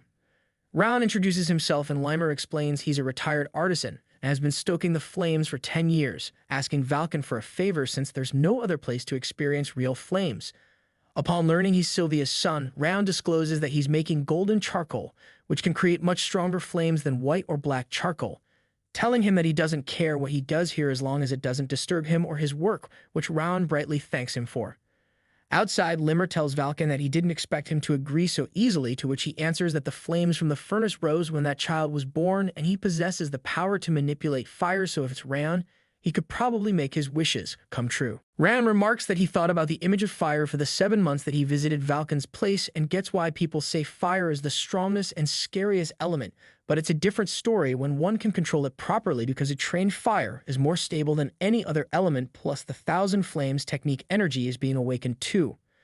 Limer tells him to picture the image of the fire he wants to obtain. Thinking of this, he starts to think of how he wants to slay Derus's throat, has Sylvia regain her direct lineage title, remarking that the path to his goals is in darkness, where he cannot even see 2 feet in front of him, a torch to light his way, flames to be his sword to defeat beasts through snow and rain. An unwavering flame is what he wants.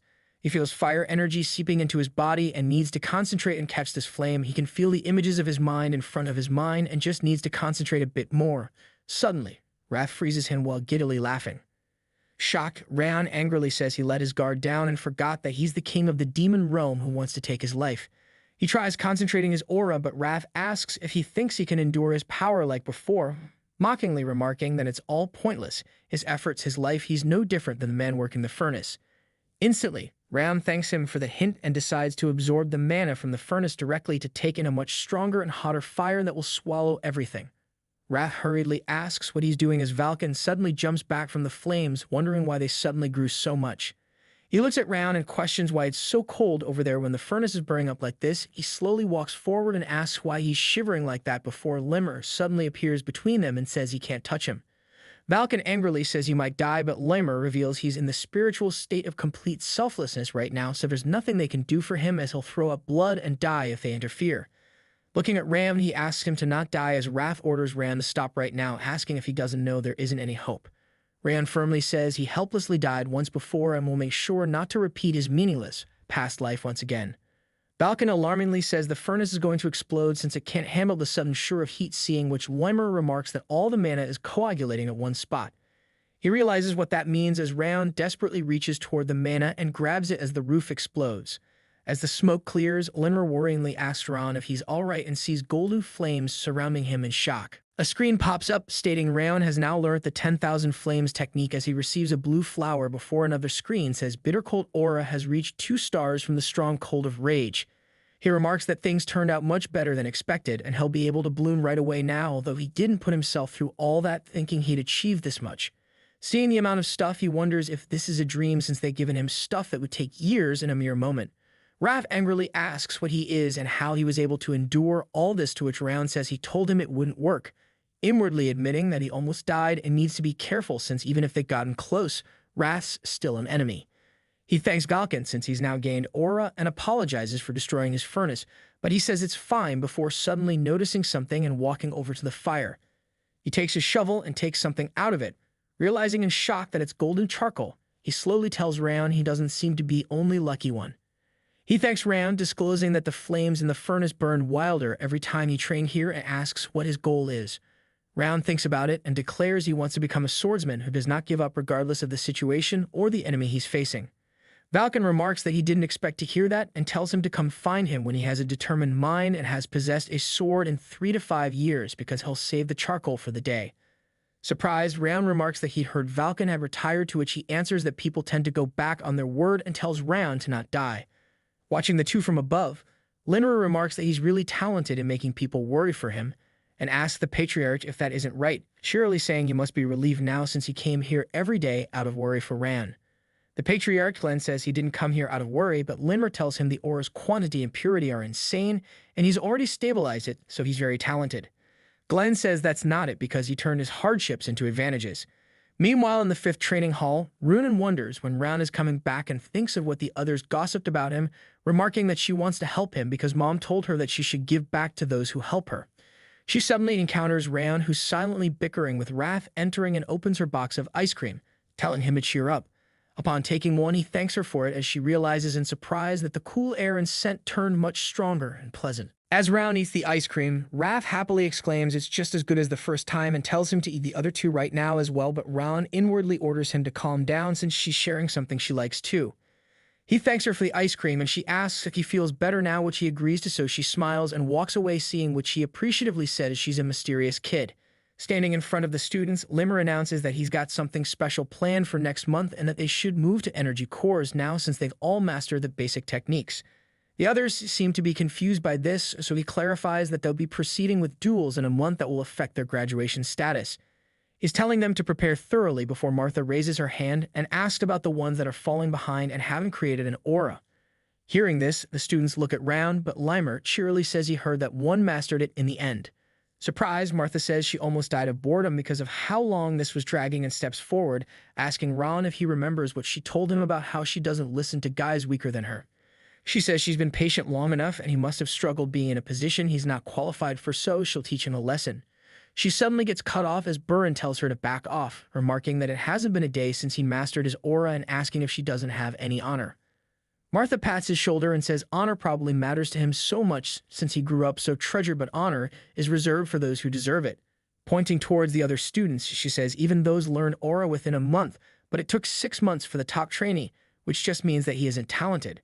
She asks Limmer if he didn't come up with the duels to change who the top student is too, telling Raon that he's undeservingly been the top student for far too long and should step down now.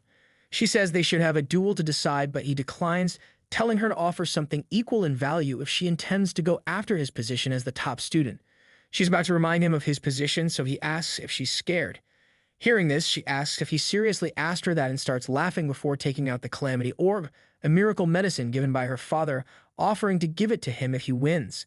Seeing this, Raon tells Wrath that this is their chance to screw her over. A month later, Martha gets ready, remarking that this is her chance at payback and says she needs to become stronger because there's someone she needs to save, declaring that this is Raon Sieghart's end. In front of the students, Limmer announces that watching a fight is as beneficial as participating in one, telling them to watch how the trainees react and think about what they would do in this situation.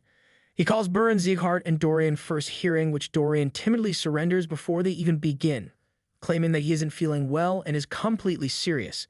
Seeing this, Wrath says he would have been instantly beheaded if he was his subordinate, as Limmer tells Dorian to at least try since it's no sweat if he loses, which he reluctantly agrees to. In the fight, Dorian surrenders while lying on the ground before Limmer tells Burin that he still hasn't mastered controlling his emotions since he would have been able to take him down in 5 moves if he did better. He answers that Dorian's reaction made him mad, so Limmer asks Dorian why he kept running away and tells him that he could have endured for longer if he decided to properly fight. Next up, he calls Runen and Crane and commences the duel.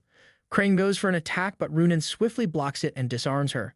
Limmer orders them to stop, telling Crane that she's too nervous and to be more relaxed while wielding a sword and instructing Runen to use more aura.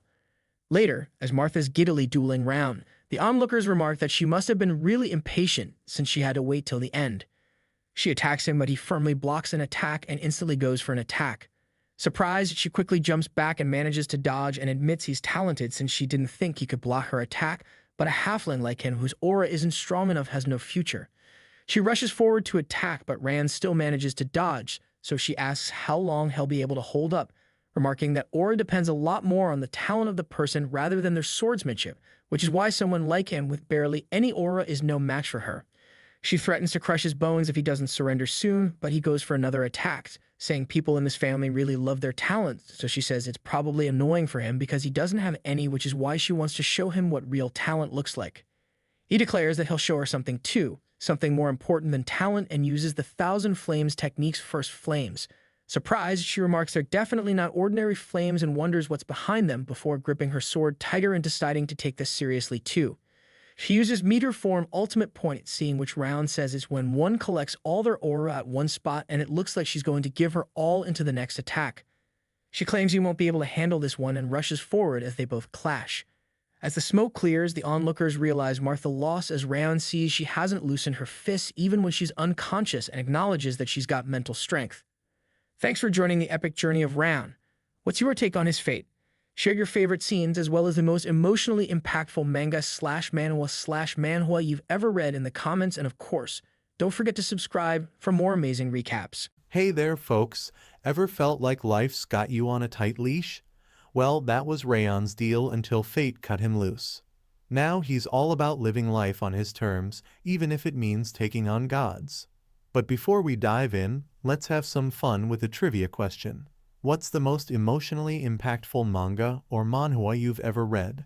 Drop your answers in the comments below, and who knows, we might just bring you a recap of your favorite. Don't forget to hit that subscribe button for the wildest ride. At Sieghart Mansion, Rimmer briefed the Patriarch on Raon's victory over Martha, highlighting its remarkable nature despite her 4-year aura training. The Patriarch admired the flame's beauty and power, cautioning against Raon's potential overconfidence. Rimmer, concurring, expressed curiosity about Martha's well-being. The Patriarch inquired further, learning of her minor physical injuries and psychological trauma, expressing hope for her swift recovery. Meanwhile, Raon tended to a delicate flower, drawing criticism from Roth, which Raon dismissed dryly, attributing Roth's perceived strength to his heightened elemental resistance. Reflecting on his newfound strength from bet-rewarded medicine, Raon found Roth's outbursts seemingly trivial. As Raon endured Roth's gardening lessons, he questioned Roth's unexpected knowledge, leading Roth to share his experiences gardening in the demon realm, earning Raon's admiration. However, Raon's attention soon shifted to Martha. He questioned the purpose of their interaction, hinting at her reluctance to fully accept her defeat. Martha acknowledged her loss but sought understanding. In a playful gesture, Raon requested a gift from Martha, leaving her uncertain. Martha, refraining from damaging the flowers, was surprised to learn that Raon enjoyed gardening, especially for his mother. Shocked, Martha declared her departure, leaving Raon bewildered. Sylvia Sieghart, Raon's mother, appeared curious about Raon's whereabouts and assumed Martha was his new friend, warmly greeting her. However, Raon corrected his mother, downplaying Martha's significance. Despite Raon's dismissal, Sylvia approached Martha, inquiring about her well-being after the duel. Martha reassured Sylvia, prompting genuine relief. Sylvia praised Martha's talent and beauty, expressing admiration, and insisted she stay for dinner, serving a meal preferred by Raon. As they sat at the table, Sylvia asked about Martha's age and training challenges, offering motherly advice to chew thoroughly, triggering memories for Martha of her own mother's similar advice. Expressing gratitude for the excellent meal, Martha reciprocated appreciation, and Sylvia asked her to be kind to Raon. Meanwhile, Raon sought an explanation for Martha's behavior from Roth, convinced she came to challenge him. Roth playfully speculated on Martha consuming something disagreeable. Leaving Sylvia's home, Martha wondered if Raon found her eccentric, yet Sylvia's gaze reminded her of her own mother. Despite differences, Martha felt a strong emotional connection and vowed never to lose until she found her kidnapped mother, a promise made after being adopted by Daniel. Losing to Raon troubled her, fearing it jeopardized her place in the Sieghart family. The thought of her seemingly gentle father acting filled her with dread, potentially shattering her hope. Upon arriving home, her butler delivered a letter from Daniel written after her duel with Raon. Surprised, she exclaimed, "Father wrote me a letter." The letter congratulated her on her first loss, reassuring her that it didn't define her. Daniel expressed a desire to comfort her, but was on a prolonged mission. With determination, she picked up a knife symbolizing a fresh start and cut her hair, declaring, "I will become stronger." The next day, a supporting character inquired about recent events, focusing on Martha. Martha, confronted by Raon, admitted that an apology couldn't change her past, but promised to keep her word. Raon questioned the promise, revealing the loser's obligation to obey the winner. Leaving Raon, Martha reflected on her newfound docility, acknowledging her rapid maturity. Yet, Martha abruptly berated their green-haired friend, demanding he stop hindering her. Witnessing this, Raon concluded that her transformation was aimed at him. With the arrival of the new year, notable changes were observed. Martha exclusively obeyed Raon, displaying increased patience with trainees, while Raon, somewhat absent-minded, improved his swordsmanship. Raon remained dedicated to training, impressing others with his swift mastery, sparking speculation about his prior knowledge. Observers noted Raon's superior posture, hinting at his exceptional abilities. Later, Rimmer affirmed Raon's acquisition of techniques through the mind realm, dubbing him a true prodigy. The Patriarch teased Rimmer's constant focus on Raon, indicating mutual intrigue. Upon learning of visitors from the Orwen Kingdom, allies of the Siegharts, the Patriarch revealed their imminent arrival, expecting chivalrous knights as envoys. Rimmer inquired about the Orwen Kingdom's envoy, suspecting Duke Tartan, but the Patriarch lacked that information, tasking Rimmer with overseeing the conduct of the trainees. Surprised by the news of the training hall visit, Rimmer exclaimed, "Our training hall too?" The Patriarch explained that the Third Prince and the Orwen Kingdom's trainee knights would observe their training, emphasizing the need for a favorable impression. Trainees were taken aback by the revelation of a duel with the Orwen Kingdom's trainee knights. Rimmer reassured them, reminding them of the upcoming visit and the prince's desire for a sparring match. When a trainee expressed surprise, Rimmer retorted, emphasizing his constant stress on readiness. Another trainee questioned why they were chosen over the sixth hall, prompting further discussion and anticipation for the impending visit and duel. In a flashback, Rimmer proposed an alternative visit to the fifth hall to the prince. Upon their return, Rimmer acknowledged the sudden news, advising everyone to size each other up and welcomed the prince and his knights. Introducing the Orwen Kingdom's prize knights, the prince, Grea de Orwen, greeted them, impressing Rimmer with his remarkable strength for his age. Rimmer then approached Raon, questioning if he hesitated about dueling the Orwen knights. Raon saw it as a chance to practice recent techniques, expressing eagerness to face the prince. Rimmer emphasized the selection of 20 participants, betting his salary on victory with a stern warning against failure. As the trainees gathered, Raon urged them to scrutinize their opponents, noting nervousness despite impressive appearances. He highlighted the shared training intensity, motivating them to stay calm, which the trainees enthusiastically agreed to. Recognizing the importance of strong leaders, Raon chose Martha as the first contender, who confidently agreed to the challenge. Rimmer instructed them to gather for the duel, where Martha's opponent, Tars, appeared exceptionally large, resembling a seasoned knight. He acknowledged Martha's training but hinted at her inexperience, anticipating their duel.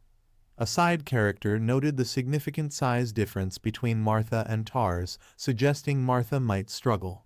However, unfazed, Martha confidently replied, urging Tars to skip formalities and attack directly, as she was certain of her victory.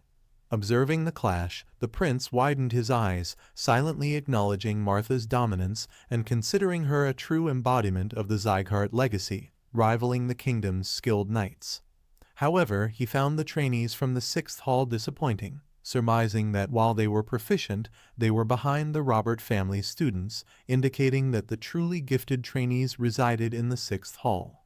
Watching Martha overwhelm her opponent, the knight instructor remarked to Rimmer about his unexpected visit the day before, suggesting it was related to their current meeting. Rimmer sighed, mentioning the rare chance to spar with one of the Emperor's knights, intending it as a valuable lesson for the youngsters. Surprised, the instructor doubted Rimmer's words, coming from someone once hailed as a brilliant swordsman. Rimmer pondered reverting to his former self, proposing a bet for the day. The instructor teasingly pointed out Leah's persistent betting tendencies and inquired about the terms of the bet. Rimmer announced a plan for 20 jewels with a reward for the winner. He then suggested spicing things up by adding some bets to the mix rather than just watching. The instructor questioned whether Rimmer's trainees could defeat the Orwen Knights. Rimmer expressed confidence in the instructor on his trainees, but Rimmer also had faith in his own trainees. The duel between the hefty combatant and Martha ensued, and she effortlessly overpowered him, shattering his sword. Bewildered, he questioned her strength, but Martha confidently used her sword's handle to strike him, claiming victory. Martha then challenged the big guy's reliance on strength alone, pointing out his lack of commitment in his initial attack. Raon found this quite amusing. Wrath, bored by the fights, likened them to watching insignificant ants, finding this to be boring. Raon countered, stating that not all combatants were inexperienced. Raon remembered the fun times in the demon realm where young demons hung out. The 18th match started with Raon and Adelia going on stage. Raon told Raon it was her turn, and she just said, yeah. Raon faced a red-haired girl who knew her and teased her for not paying attention.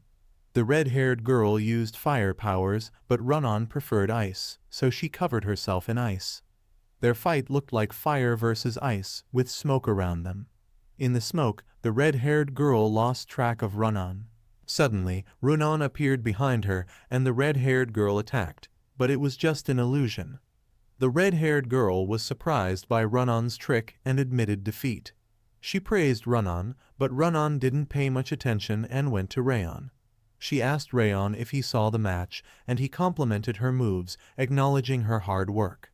Raon casually thanked him. Rimmer noticed the score was tied 9 wins and 9 losses. He mentioned how the intensity was increasing and suggested continuing with the 19th round. Then the attention turned to Buren and Serun's duel. They introduced themselves, and Raon privately recognized Serun's strength, considering him the second strongest among the trainees after the third prince. During their fight, both swords unexpectedly broke, surprising everyone about what would happen next. Rimmer decided to call the 19th match a tie. Brown praised Baryon for his performance, but Baryon doubted his strength, feeling that being a Sieghart should guarantee victory. Raon understood Baryon's frustration and reassured him, expressing confidence that they would win the final match and bring glory to the Sieghart name. During their second face-off, the prince hesitated briefly before removing his golden necklace, signaling determination. A blue aura surrounded him, surprising Raon and Martha. The instructor questioned the prince's choice of technique, which he confirmed confidently. Insulted, the prince called Raon foolish for not recognizing his concealed power. Raon smirked, assuring he could still win despite the prince's greater strength. They agreed to a bet proposed by Raon. Defeating the prince would boost his stats, while failure would increase his rage. As they clashed swords, a massive explosion ensued, shocking onlookers. Despite Raon's steadfastness, the prince pondered Raon's prowess. Determined, he intensified his aura. Raon anticipated the prince's attack, encouraging him to strike. Despite warnings, Raon remained composed, ready for anything. Charging up his aura, Raon silently recognized the revered parry sword technique exclusive to the successors of the Orwen kingdom. The prince intended to invest everything into his forthcoming attack, gripping his sword firmly as he unleashed the Thousand Flames technique, flames surrounded by his blazing aura. Raon's overwhelming power surprised the prince, but he remained resolute, employing his own technique and swinging his sword towards Raon with a battle cry. Their swords clashed until Raon gained the upper hand, shattering the prince's sword with resolute determination. Astounded, the prince found himself on his knees as Raon claimed victory. Observing his damaged sword, the prince remarked on Raon's advantage in speed and strength, pondering whether Raon had anticipated his adept footwork in response to his aura. "The world truly is vast," said the prince, extending his hand for a handshake. Feeling defeated, he acknowledged the unfairness of the fight, attributing Raon's advantage to reincarnation. Graciously, he handed Raon a token as a sign of his willingness to extend favors, explaining it as a gesture of gratitude and considering Raon the ideal victor. Departing, he expressed certainty in their future reunion, hoping Raon would surpass him, finding the challenge enjoyable. Acknowledging the loss in the bet with Rimmer, who simply replied yep, the prince proposed a return to Duke Tartan, swiftly departing, leaving Raon reflecting on his past life and marveling at life's surprising turns while examining the golden pendant from the prince. Meanwhile, at the Patriarch's mansion, the Patriarch listened attentively as the prince recounted the lessons learned from the duel with Raon, admitting his initial belief in his superiority. Astounded, the Patriarch acknowledged the prince's revelation and requested him to convey gratitude to the king for a letter. The prince replied, "Certainly, thank you," as the sun dipped below the horizon, painting the sky with stunning hues, while the prince and his companion rode their horses homeward bound for their kingdom. "Your Highness, The Duke hesitated, meeting the prince's gaze, inquiring if there was something on his mind. The Duke expressed concern about the prince revealing his hidden powers and employing the parry sword technique in the duel with Raon, deeming it a tad excessive and stressing the importance of concealing his abilities. The prince chuckled in agreement, acknowledging he might have gone a bit too far. He defended presenting Raon with the plaque, highlighting Raon Sieghart's goodwill despite being underestimated, which warranted an appropriate response. Additionally, Raon shared a technique that could be deemed a secret. The prince argued it's true, but the Duke began only to be interrupted by the prince, who asserted that the plaque was an investment. Impressed, the Duke commended the prince for his farsightedness, to which the prince jokingly remarked that such foresight was expected, having grown up in the royal family, or else he might as well perish. Silently, the prince thought about Raon, inwardly expressing curiosity to see how much better Raon would be the next time they meet. The Patriarch, puzzled by the butler's comment on his grandson's acknowledgment by a prince, questioned the butler, noticing his own lack of warmth. The butler insisted the patriarch had been smiling since the prince mentioned Raon's name, but the patriarch dismissed it, attributing it to the butler's possible lapse in judgment due to age. Concerned about Duke Tartan's words, the patriarch remained silent, reflecting on the message from the King of Orwyn about the resurgence of the five darknesses. The next day, Rimmer commended the trainees for their performance against the Orwyn Kingdom's trainees. He announced plans for upcoming specialized training, hinting it involved gearing up for an actual battle with the Snow Tiger Claw, a group of mountain bandits affiliated with the North and South Alliance.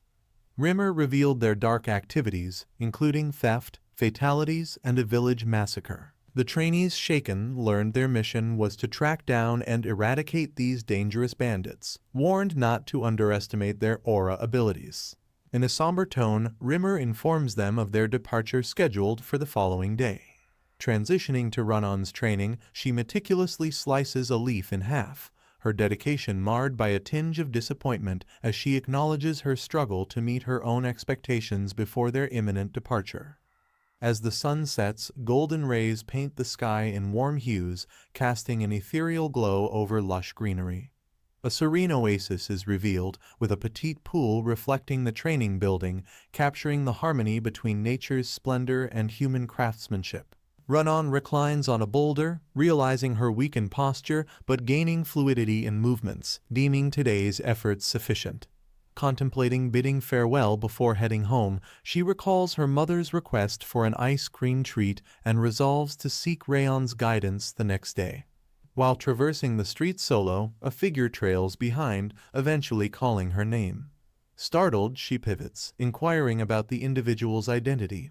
Her terror-stricken expression emerges as she lays eyes on Sira Sloan, possessed of hair as white as hers, greeting her and remarking on the passage of time. Sylvia, acknowledging Leah's effective training, notes Raon's growth, expressing pride before swiftly shifting to a menacing tone, questioning her willingness to engage in warfare or duels, and suggesting he might need to remind her of his teachings. Raon's eyes widened in astonishment, transported back to a haunting memory of her brother intervening and crushing two lifeless squirrels. The recollection caused her to collapse, unleashing a scream of terror as her brother, wearing a smile, drew close, whispering, "Raon, you belong to me," emphasizing her need to refrain from anything arduous or hazardous until an appointed time, instructing her to await further directions. Suddenly, an assault targeted Sylvia, resulting in a narrowly evaded explosion. Shaking with fear, Raon faced Raon, who appeared before them with a serious demeanor, demanding, "Who are you?" and standing his ground, asking the man to reveal his identity. Sylvia grinned, stating proper introductions should precede seeking someone's name after his sudden intrusion. Turning back to Sylvia, Raon questioned if he truly was her older brother because she looked terrified.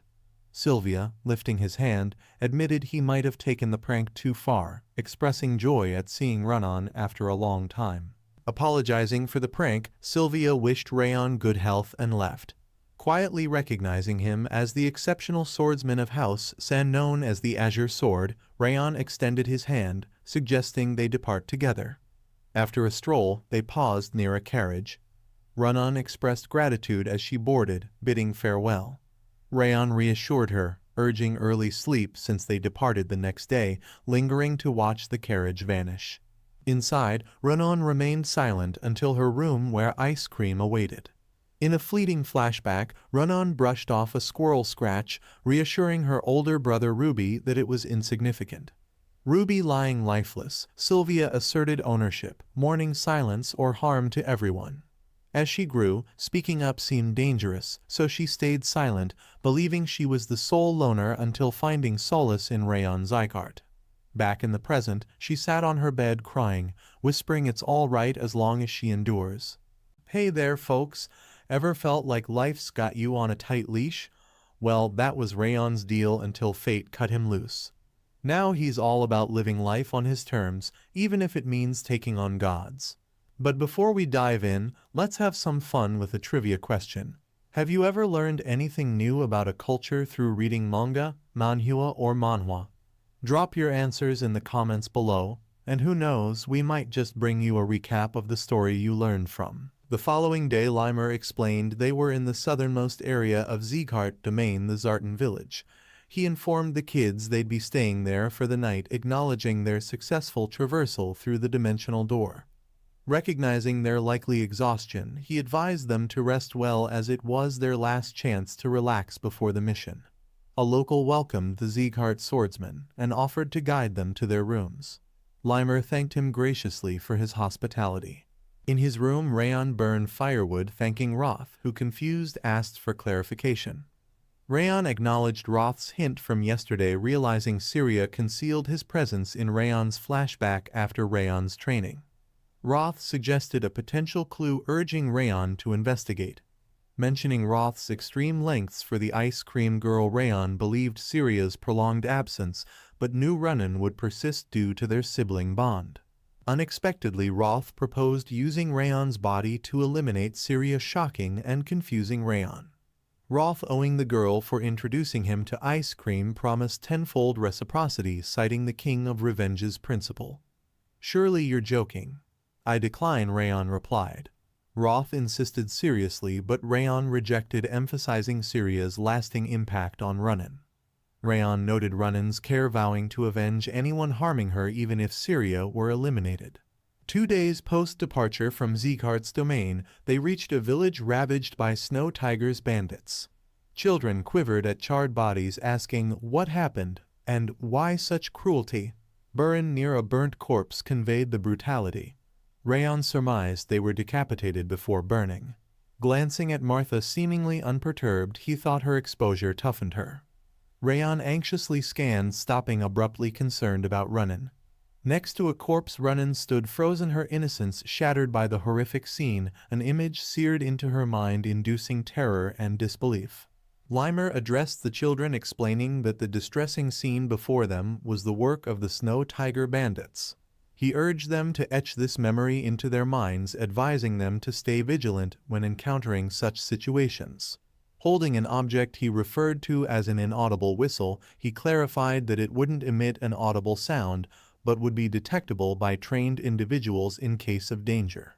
He cautioned them about the bandits' ruthless swords, suggesting that before resorting to the whistle, they should attempt self-defense, even considering not hesitating, beheading them if they get the chance. With resounding agreement from the trainees, Ronan, however, stood silently. She couldn't kill even an insect, let alone a human. Limer then organized them into groups led by the top trainees, assigning Martha to Group A and Burin to Group B, each composed of 3 members. Gripping her sword, Ronan recalled her brother's words, reminding her that she belongs to him and to avoid perilous situations. She just needs to keep breathing until the day he needs her. He also mentioned that he'd kill everything that injures her. Suddenly, Ronan snapped back to reality as Raon called her name, urging her to join him. Ronan appeared downcast and hesitant at first, but eventually agreed. Positioned before a colossal mountain, Raon pondered if it was Roten Mountain's peak. The elevated vantage point allowed a clear view and potential escape. Raon suspected bandits might avoid obvious locations, choosing a less expected spot. He reasoned, since it's the perfect place, they won't be in the mountain, and suggested investigating a nearby hill. They believed bandits anticipated the expectation to choose the mountain, so the visible hill seemed like their only option externally, potentially hiding an interior area. Raon called to Ronan, proposing they investigate the hill while leaving the forest for other teams. Ronan agreed, and as she moved forward, Raon glanced at her with a somber expression. Roth appeared, remarking on Raon's concern for Ronan and questioning his silence. Raon admitted uncertainty about what to tell her, deeming it a family matter. He acknowledged his unclear emotions toward his mother Sylvia and felt incapable of offering family advice. Aware of Syria's actions towards Ronan, he silently acknowledged the need to address the issue when the opportunity arose. Though challenging en route to their destination, Raon internally notes the concealed forest within the hill, unseen from the outside. Its deep masking tracks, yet futile against Raon, the best assassin in his past life. He recognizes that being the best involves more than eliminating targets. It's about observation, analysis, and information gathering. Informing Ronan of the suspected Snow Tiger hideout nearby, Raon directs silent exploration. Raon spots traps, the only notable defenses besides the entrance, revealing the bandits' assumption that no one would venture this far. Observing bandits, Raon notes their underestimation of potential intruders. Spotting a tied-up child among them, he speculates him as a hostage. Recognizing low-ranking warriors, he assesses the bandit leader's sword proficiency, speculating the bulk inside. Contemplating dozens of bandits, he debates signaling a retreat, but seeing the hostages' dire state, opts for discreet rescue before dealing with the bandits silently. Prepared to act, Raon noticed Runnin's fear and tension. Calling her attention, he reassured her they could save the boy together. Soliciting her help, he instructed her to block sound upon his signal, ensuring he'd handle the rest. Hesitant, she agreed to try. A guard, feeling drowsy, mentioned his sleepiness to his companion, questioning their remaining time on duty. Suddenly halting, they spotted Runnin approaching, inquiring about her identity. Receiving no response, Runnin unleashed her aura, astonishing the guards. They marveled at her sound-blocking ability. Seizing the opportunity, Raon confronted the guards swiftly and skillfully before dealing with the burly man in the background, dispatching the pair, triggering her traumatic memory and causing her to collapse, clutching her head and screaming. Raon noted the broken mana barrier and speculated her trauma's resurgence. With Runnin in distress, Raon feared bandit discovery. Facing imminent danger, Runnin was saved just in time by Raon, who overpowered the bandits. Pointing his sword, Raon warned the bandit to stay quiet or face consequences. Acknowledging Runnin's quick thinking with the mana barrier, Raon noted her trembling but appreciated her role in saving them. Raon initiated the interrogation, questioning the man's affiliation with the Snow Tiger Claw, and he reluctantly admitted. Further inquiry revealed 39 members in the forest and one more hostage. Understanding the gravity, Raon delved into details about the hostages, learning of an additional captive, a young girl, the sister of a former hostage. Pleading for her rescue, Runnin assured the worried kid, while Raon, pragmatic as ever, cautioned against making promises. Undeterred, Runnin affirmed their commitment. Raon, acknowledging the determination, emphasized the need for support in a potentially risky situation. Runnin proposed blowing a whistle and Raon agreed, prompting her to use it vigorously. Despite standing next to her, Raon heard no sound from the whistle, realizing he must have a reason for choosing that particular one. An angry bandit exposed the use of a silent whistle, alerting the others. Shocked, Runnin and Raon hid behind a tree, with Raon positioning a sword at a bandit's neck. The leader, an elderly man with white hair and a neck scar, nonchalantly questioned the commotion caused by a young kid and inquired about the whistle's purpose. Raon's sword, still at the man's neck, dismisses the inquiry, proposing a hostage exchange. The man questions the idea and Raon suggests trading the child for the man's release. The old man laughs callously, declaring the child holds no value to him, pointing his sword at her neck. He warns Raon to drop his weapon or witness the child's demise. The girl starts crying. Raon, with a steely gaze, instructs Runnin to face away and wait. Following her compliance, he swiftly slits the hostage's throat, blood splattering. The bandits scorn Raon. In a sudden move, Raon throws his sword, catching a bandit off guard, piercing his chest. Raon orders Runnin to create a frost fog, using aura shrouding the area, disorienting the bandits.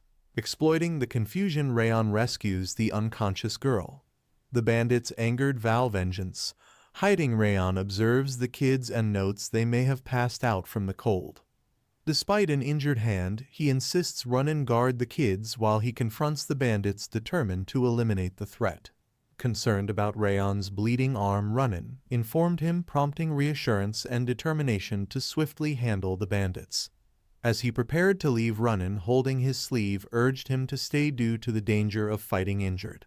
She suggested waiting for assistance, anticipating the instructor's arrival. Raon, empathetic, knelt to her, eye level, acknowledging the battlefield's frightening nature. He pointed out that paralysis by fear was even scarier than the battlefield itself. Responding promptly, he stated that the bandits' egregious acts couldn't be ignored, emphasizing the duty of Sieghart swordsmen to protect against such atrocities. Despite uncertainties about her brother's actions, Raon warned Raon against succumbing to fear, urging her to resist its influence. With a final affirmation of her power to protect herself and her loved ones, he handed her something symbolizing her choices from that point forward. As he headed towards the bandit's lair, he reassured her that she no longer needed to linger in the shadows. Reflecting on Raon's words and recalling her brother, Raon stayed silent, internally yearning for change and liberation from the past's constraints. Determined to safeguard what mattered, she committed to stepping out of the shadows and embracing the light. The figurine Raon gave her, resembling her old pet squirrel Ruby, held sentimental value, signifying a meaningful gesture.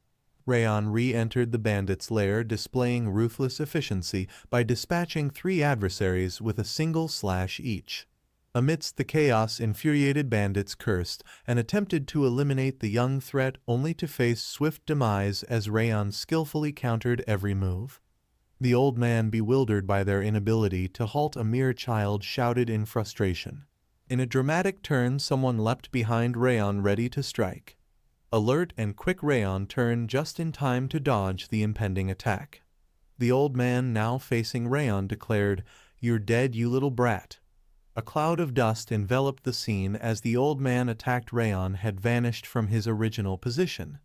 Bewildered, he muttered, "What? Where did he just vanish to?"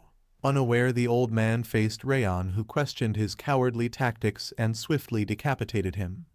The bandits, in awe of Raon's strength, dubbed him a monster. Raon, mistaken for a trainee, urged them to surrender. As he battled, a man named Vukan attacked, cautioning against shame. Raon, recognizing Vukan's skill, grappled with him. Meanwhile, a bystander found Raon and hostages. Surveying the children, Raon resolved to protect them, recalling Raon's words. As a man rushed, trauma surfaced, but Raon's comforting message steadied her. Now prepared, she thanked Raon for instilling courage. Her sword, surrounded by cold aura, swiftly struck, gratitude towards Raon echoing within. The chief criticized, but Raon declared Raon overcame her past, possessing a strong, kind heart. Raon portrayed her as a swordsman who conquered trials, flames, emphasizing her strength. Raon unleashed the 1,000 Flames technique, swiftly defeating the chief with first flame's flower fall. After checking for traps, he found a miracle herb, pondering its connection to a village massacre. Interrupted, Raon and Raon faced a red-haired man. Noticing the flower, he asked if they killed all the bandits. Revealing himself as Roar, the eternal bandit chief, he acknowledged Raon's boldness. Raon questioned Roar's alliance, and Roar confirmed, introducing himself. Raon, nervous, recalled Roar as a genius swordsman who rose to chief in a decade, acknowledging his true skills. Roar discerned that these kids hailed from a renowned family, a direct lineage of the Zots. Observing the absence of engravings on Raon and Raon's swords, he concluded that they must be trainees. Unsure of what to do, Raon uttered, "What should I do?" He casually proposed, "Should I kill you?" Roar unleashed a formidable aura, signaling hostility. Raon, an ex-assassin, drew his sword, but knew a head-on fight was futile. Raon unexpectedly offered Roar his sword, stating the weak should die to the strong. Roar, puzzled, lost interest in fighting Raon, recognizing Raon's character. Despite Roar's hesitation, Raon asserted that a martial artist doesn't choose where to die, perplexing Roar. Mentioning the vicious wind, watching Roar jumped away, expressing it would have been fun if Raon joined the alliance. Standing on a peak, Roar asked for Raon's name, expressing curiosity, and vanished after learning it. Raon, checking on Raon, suggests leaving. Raon, pondering her fight, asks if she was good. Confused but smiling, Raon assures her she was the best, concluding his first mission. After a while, Raon returned and met the other trainees, proudly carrying the head of the Snow Tiger Claw bandit chief. Martha and Buan were upset at losing to him again, and other students were a bit disappointed. Limer comforted them and offered advice, which turned into a storytelling session about his own successful first mission. The headmaster was pleased with Raon's performance, and Roth couldn't resist bragging about his own battle, much to Raon's chagrin. Listening to their chatter almost made Raon feel like his ears were bleeding. The rescued children, now orphaned, were taken in by the Sieghart family, the family of Raon. The children liked the decision, having Raon fond of Raon in just a few days. Upon returning, Raon and Raon were summoned by the patriarch and awarded a bronze medal for their accomplishments. Raon was surprised by the praise, and the patriarch gave Raon the two-tone flower, calling it Raon's lute. Despite the flower being a rare miracle medicine, the patriarch decided to gift it to Raon, who was visibly confused but accepted the significant gift graciously. Raon returned home one night to find Dorian waiting. Confused, he questioned Dorian's presence, learning that Madame Sylvia had summoned him. Dorian revealed Sylvia's interest in the post-mission events. Shocked, Raon anxiously inquired if Dorian had divulged everything. Tearfully, Dorian admitted sharing the touching story, leaving Raon dumbfounded. Sylvia and Maid Helen appeared, their expressions reflecting disbelief. Raon, fearing Sylvia's reaction to his intervention with the bandits, attempted an explanation. To his surprise, Sylvia embraced him, commending his actions. Confused, Raon questioned Sylvia, who explained that the first patriarch's legacy was protecting the weak. She shared her dream of emulating him, expressing pride in Raon's rescue mission. Sylvia, placing her hands on Raon's shoulders, expressed pride in him. Maid Helen, equally proud, vowed to share Raon's success with others. Emotionally moved, Sylvia's feelings were lost on Raon, finding emotions complex. Turning to look for Dorian, Raon discovered he had vanished. In the forest, Limer, observing Roar and Raon's interaction, noted the emergence of qualities reminiscent of the patriarch. To Limer, it seemed like the seed for a new leader had sprouted. At the grand presidential building of the Robert family, Sir Darth Robert, the story's primary antagonist, sat writing. He discovered blood on the page, realizing his unhealed wound persisted. He recalled the day he killed Raon, who before succumbing launched a final attack. 17 years had passed since Raon inflicted the wound upon him. Despite numerous attempts with high-quality miracle medicines, skilled physicians, and renowned priests, the wound persisted. Observing the unchanging wound, Sir Darth Robert felt it was a constant reminder of that day. Sarcastically dismissing it as a dead spirit, asking him to remember, he laughed off the notion of dwelling on the past. Unmoved by the memories, Robert asserted his unwillingness to reflect on his own history. With only a little time remaining until Robert's lifelong wish would be realized, his intentions remained unclear, but hinted at a potentially cruel plan yet to be revealed. Raon's status window revealed numerous achievements, including a weakened bitter cold curse, the acquisition of the 3-star Thousand Flames technique, and a 3-star bitter cold aura. Notably, he attained 3-star legendary senses, 3-star flame attribute resistance, and the entry level to becoming a sword expert. His increased aura manipulation speed and overall stat improvements, along with boosted sword and footwork proficiency, left him satisfied. Although at an entry level, Raon acknowledged his dedicated efforts. Raon asserted his superiority over Wrath, defending his expert level at 15. Wrath dismissed age's significance in battle, prioritizing strength. Surprisingly, Raon accepted this, acknowledging the brutal nature of battles. Wrath persisted, claiming Raon's inferiority. Undeterred, Raon admitted weakness, with a smile prompting Wrath's confusion. Raon explained contentment, comparing his growth to his past. Speechless, Wrath threw a tantrum, unwilling to praise a human.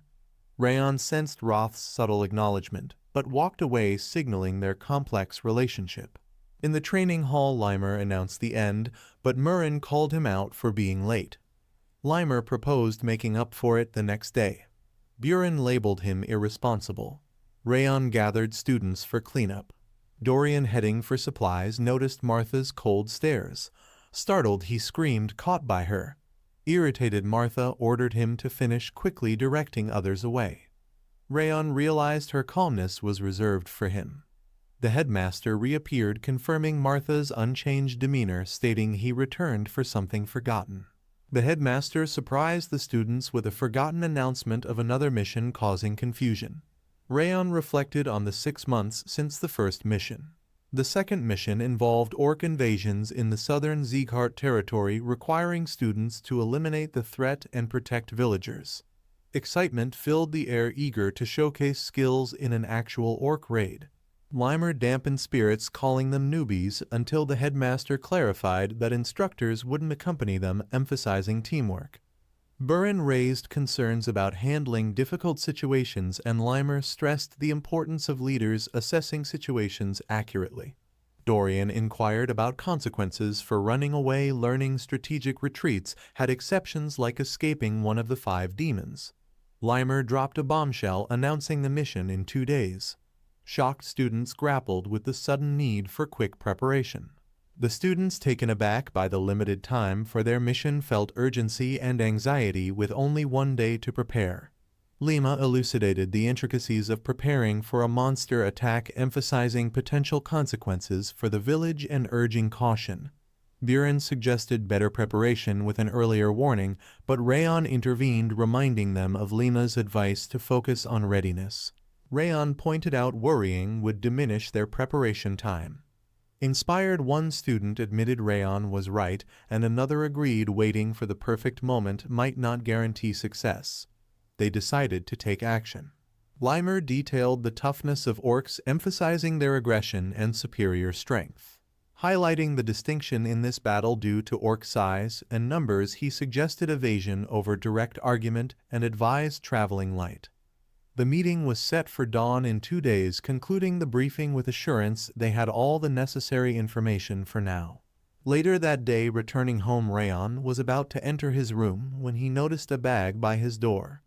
Sensing a lightweight spell on it, he realized it was a message from Limer. The spell indicated that they were on their own for the mission, a challenge Raon welcomed.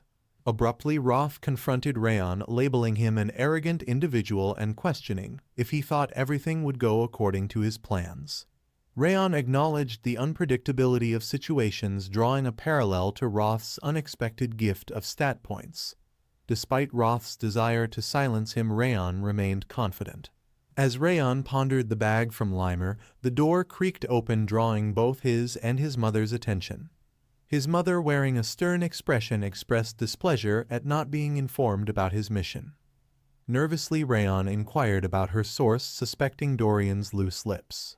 To his surprise, she revealed that Limer had informed her, leading Raon to internally curse the elf before offering an apology. In silence, his mom held his hand, conveying that being a head student involved more than mere representation. She emphasized the responsibility of leading fellow trainees, advising him not to undertake missions alone. Instead, he should strategically position his peers to minimize damage and ensure success. She stressed that his friends' lives depended on his choices. Expecting a lecture, Raon was surprised as his mom offered advice, placing her hand on his chest. She highlighted the deceptive complexity of monster raids and urged him to eliminate every threat for the safety of the villagers. During missions, she emphasized he transitioned from a trainee to a Sieghart swordsman. Hoping he would embody the family's old ideals, she left him with her words. Raon, expecting a scolding, found solace in his mother's genuine concern. She admitted to being mad, worried, and frustrated, but in a surprising twist, she hugged him instead, acknowledging it wasn't the time for reprimands. While warning him of an impending scolding upon his return, she expressed relief at his brighter demeanor since starting training. Her worry, despite his progress, touched Raon deeply, a stark contrast to a past where no one had shown such genuine concern for him.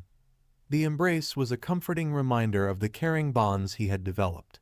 The next day, as Limer concluded his speech emphasizing the unpredictability of their journey, the students stood respectfully. He urged caution and advised retreat if necessary. Responding with a unified "Yes, sir," the students acknowledged his directive. Limer bid them farewell, mentioning the shortened travel time due to the road they had built. Raon took charge, organizing them into formation with 4 rows, emphasizing the importance of their established buddy system. Limer watched with pride, confident in Raon's abilities, not just in combat and but also in strategic thinking. Despite the instructor's suggestion to follow the students immediately, Limer insisted on a delay, citing Raon's sharp senses. He decided to catch a quick nap before departure, dismissing concerns about delaying. The focus, he asserted, should be on the orcs, not the students. In the forest next to the village, Raon Sieghart stands with Cain Sieghart, the top trainee of the 6th Training Hall, who asks, Why are you here? This question could also be directed at him. Raon thinks about how he heard Kane join the GTH training hall later than most, probably because of some injuries. However, he looks to be in good shape now. Kane considers that Raon seems to have a good skill in sword fighting. He tells Raon that they are going on an orc raid mission. Why are you here, then, Raon Sieghart? He asks. Raon, with a little confusion, replies, we are also part of this orc raid. To which Kane shows surprise, saying, we got the same mission. I didn't know about this. The night before they leave, at a place called Lemaire, Raon heard that Kane's students did really well in their last task. I heard about it, too, Raon admits. They're really young, however they managed to defeat those mountain bandits. Rimmer, sitting close by, exclaims with excitement, that's exactly what I am saying. I trained them, but I am truly impressed. Should I recruit them for the orc raid mission because of their awesome performance in the last task? I bet they would finish it quickly. Yet, a voice cuts in. No, the 6th training hall will be doing that mission. Main explained that, unlike the 5th training hall, which mainly focuses on individual training, the 6th training hall is a lot more in line with the overall mission goals. Recently, everyone in the 6th training hall got through the tough hell week of training without any failures. This means we are ready to take on that mission. The instructor of the 6th training hall, Maytun Rimmer, asked, are you worried or something because my students have been getting more attention lately? Why not just send both groups on the mission? He also questioned whether it was smart to send 2 training halls at the same time for the same task. We have to get rid of those orcs sooner or later, anyway. So, it makes sense to send both training halls together.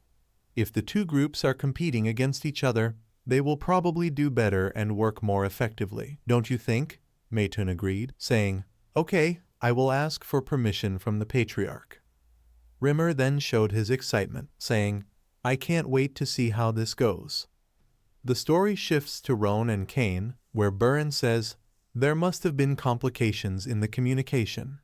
He then claims, you guys can go back. We can undertake this mission independently. This statement leaves Cyan and his friends shocked. Cyan, feeling a burst of anger, replies, I can't just ignore your words, Buren Sieghart. Have you become so arrogant during your time in the 5th training hall? He adds, the 6th training hall is better for missions that need teamwork than the 5th. I am sure this mission will be too much for you all, because of your little experience with working together. Raon stands still, thinking, I am sure Lemaire knew that both training halls would be involved. However, why didn't he tell us earlier? Lemaire believes that experience is really important. If I think about this, then this mission is a lot like real situations. But when it comes to monster raids, teamwork and strategy are crucial, and we are lacking in those areas. What if his goal was to put us up against the 6th training hall? This would help us recognize the improvements we need. However, it could also create confusion. Although it sounds like a good idea, it might not be effective because we might struggle without guidance. Raon put one hand over his mouth, thinking about the situation. Yes, it seems that this idea is valid. That snake-like elf definitely sparks curiosity. The other people should learn too. However, there is something my mom told me before I left. I want you to show that you are a swordsman who protects others. This thought has been on my mind ever since Raon stepped up and said, calm down, both of you. Are you just going to waste time on pointless arguments? You know a solution won't come from this. Why don't we make a wager instead? Buren replied, what? What do you mean by bet? We don't know what kind of trouble we might face, so why waste our energy? Raon replied that they don't want to give up on this mission, nor do you. For this task, I'm sure there will be many orcs. Since it has been called a raid, it's likely that a strong orc will be there too. We should start a wager to see who will be the commander for this mission. Raon explained that we will first take out the orc leader to create chaos within their ranks and then carry on with the rest of the operation. Is that not a reasonable strategy? This idea made Burin and Kane a bit nervous. However, Raon further said that if the commanding team faces difficulties, it will just provide an opportunity for the opposing team. Although this plan seems risky, it could also be effective. Raon asked, "Does that sound good to you?" Cyan, nodding with a simple yes, encouraged the group to start their efforts at the mountain. Seeing a bunch of people working hard, Martha commented on how simple the rules were. Either wipe out the other team completely or grab their flag to win. This way is way easier than having everyone fight each other. Raon then suggested a plan. However, Martha doubted if they needed one, saying, "They are just a bunch of clueless people." In a quick move, she ran off, yelling, "Found you," while other teams were ready with their weapons. She said there was no need for fancy strategies against such losers and then jumped right into the fight. Raon, shutting his eyes, knew the battle had started. Even with all her energy, she eventually lost in the fight and turned to Raon, asking for advice on how they could win. Raon answered, "I will explain our way to victory." A group of people is talking, but their conversation is suddenly cut off by Martha, who comes back and says, "You will regret it if you speak ill of us again." Her next moves are aggressive, and this surprises the guys around her. They can't believe it and shout, "What the hell?" as their attention changes out of nowhere. Burin also jumps in, saying, "It's the preparatory stance we assumed earlier." In reply, the others shout back, "Counter it as we have rehearsed." Burin then rushes forward, claiming, "You are fools." This change in tactics catches Martha off guard, and she exclaims, "What? His movements have altered so swiftly." The way their fighting styles are changing is clear. However, it's also confusing. One among them, equally surprised, asks the big question. What the heck happened to cause such a change in their fighting style? Martha goes back on the attack, successfully landing a hit and happily shouting, "Raon was right." This moment brings back a memory of Raon's earlier words. "Why do you think we lost when we are each stronger than them?" Burin jumps in, explaining, "It's about information and tactics." The 6th training hall had already figured out our personalities and skills. They made their plans based on that. However, we didn't prepare well, thinking victory was assured. Because of this, we faced a sad defeat in a match we could have easily won. Dorian, filled with fear, asked, "Are we going to lose now?" Martha, angry, grabbed Dorian by the neck and warned, "Don't jinx it." In reply, Dorian, flooded with emotion, apologized through tears. Raon jumped in, saying, "Well, even if we can't call it a complete loss, we have really used up a lot of stamina and aura. It is a fact that we are at a disadvantage. However, they don't have all the information and tactics." Burin then asked, "Raon, do you have an idea?" He explained, "House Sieghart, the top trainee of the 6th training hall, has a really sharp sense of sight and intuition." Raon went on, "Because of that skill, he noticed you coming from far away and sent trainees who could counter your strategies to fight you." Martha, thinking hard, said, "Raon Sieghart, my strengths are in power and endurance, but my attacks are pretty straightforward." So, the swordsmen that were sent were picked for their toughness against her strikes, meant to wear down her aura. Burin, although quick, shows skills that are, unfortunately, pretty rough. So, he sent out swordsmen who have more cunning. Raon then asked, "How can we get a victory?" The easiest answer would be to change the people we send out. However, I don't think you all want to do that. Martha shouted loudly, "I don't want that. I have to win." However, Burin felt the same way. Rona jumped in, saying, "You all need to change your way of fighting. The enemies you faced were really tough, but there should be some weaknesses because they aren't good at moving in their own space. So, find a weak spot and attack there. Burin, you are especially vulnerable to opponents who rely a lot on their instincts in battle. Nevertheless, those enemies are usually more open to clever tactics. You have to let go of your usual fighting styles for now and trick them." Martha said, "That idea sounds good, but haven't you been here this whole time?" Burin replied, "You make it seem like you've just been watching our fights." Rona agreed, "It's true that Kane has really sharp senses, even better than a beginner's." However, his ability to see things is superior. They are all doing well.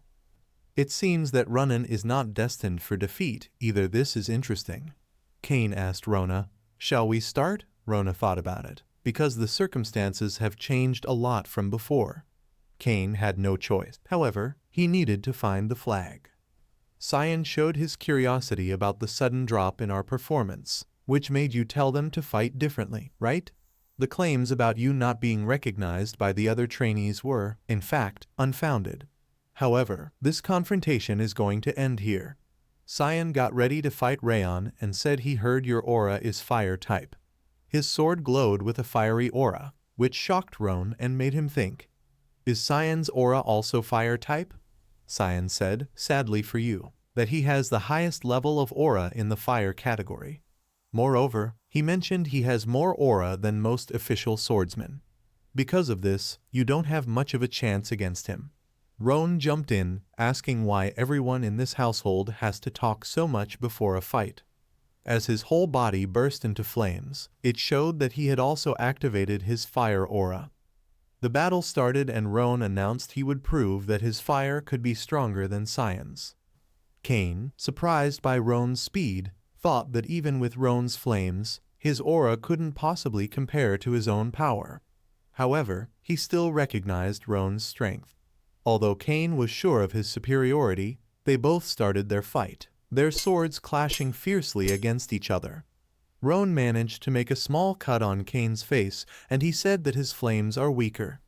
Later, Raon hit Cain again. However, he blocked that attack. Because of their auras, a big explosion happened and Cain was found lying on the ground. Raon claimed that his fire is strong. Martha and Dorian's arrival at Raon shocked Dorian deeply when he unexpectedly ran into Cain.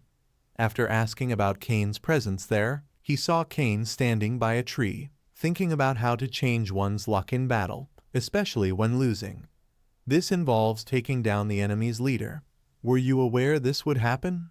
Burin agreed with Dorian's view, seeing how gullible they both were. It wasn't just my mistake. If it hadn't been for your guidance today, we would have definitely failed in the GTH training hall. Martha, thinking about everything, said, I don't like that he's right. However, it's undeniably true. If your advice had not worked, I would have taken back my promise to follow you. But we pretty much succeeded because of your help. Raon noticed that they recognized him as the top student of the 5th training hall and would continue to follow his orders without complaining. It seems they have shown some growth from this situation. Such improvement is commendable. This, indeed, is the 5th training hall that I am familiar with. Raon addressed the assembly with an encouraging affirmation about their efforts, stating, Good work, everyone. However, it is clear that the recent confrontation showed the danger of being intoxicated by one's own confidence and arrogance, because it highlights the consequences that follow when someone acts without thinking strategically.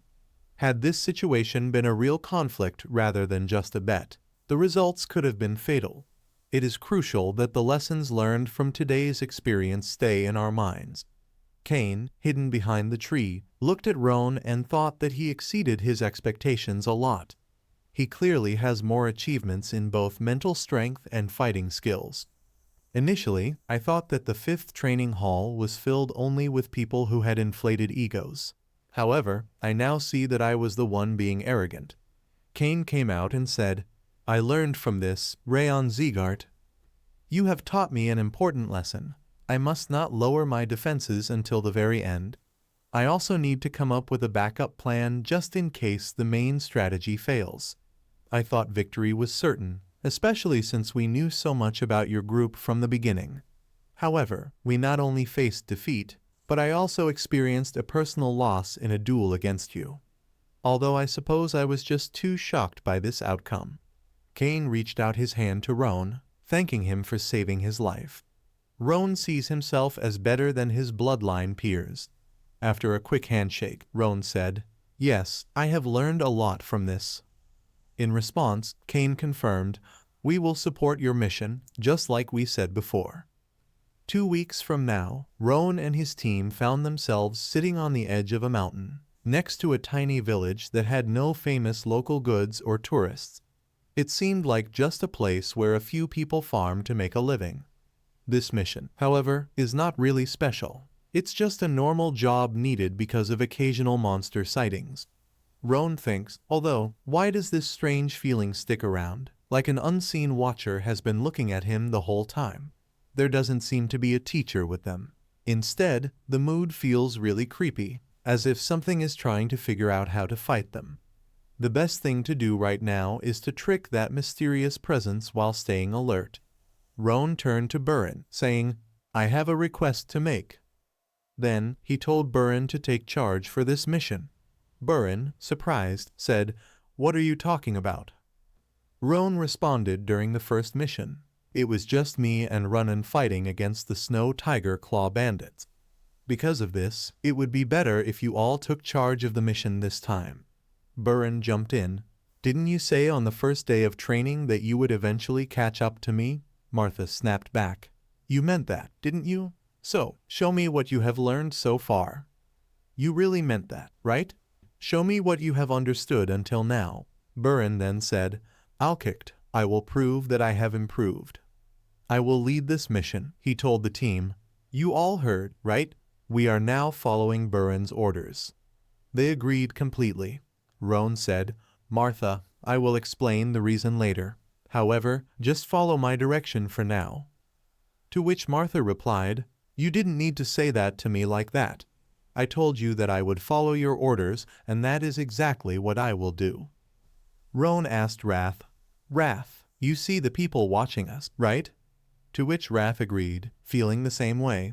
He then said, It makes sense, because you took my traits. Raon then questioned, What about where they are? How many are they? Wrath snapped back, As if I'm going to tell you his location. You can figure it out on your own. Raon thought this answer was unkind. It seemed to suggest just one person. Wrath felt confused upon hearing this, but Raon explained, You said his, not their. This repetition made Wrath a bit angry. Raon thought, however, that we can't just assume there's only one observer. It's possible that there's only one person watching us, but he could have a group nearby. I have to stay alert. I feel that this task won't be easy. The story then shifted to a man dressed in a suit, his face hidden. He asked, Where did they come from? The other person replied, They are the Siegharts. The man in the suit responded, One of the 6 emperors? They weren't very strong, however.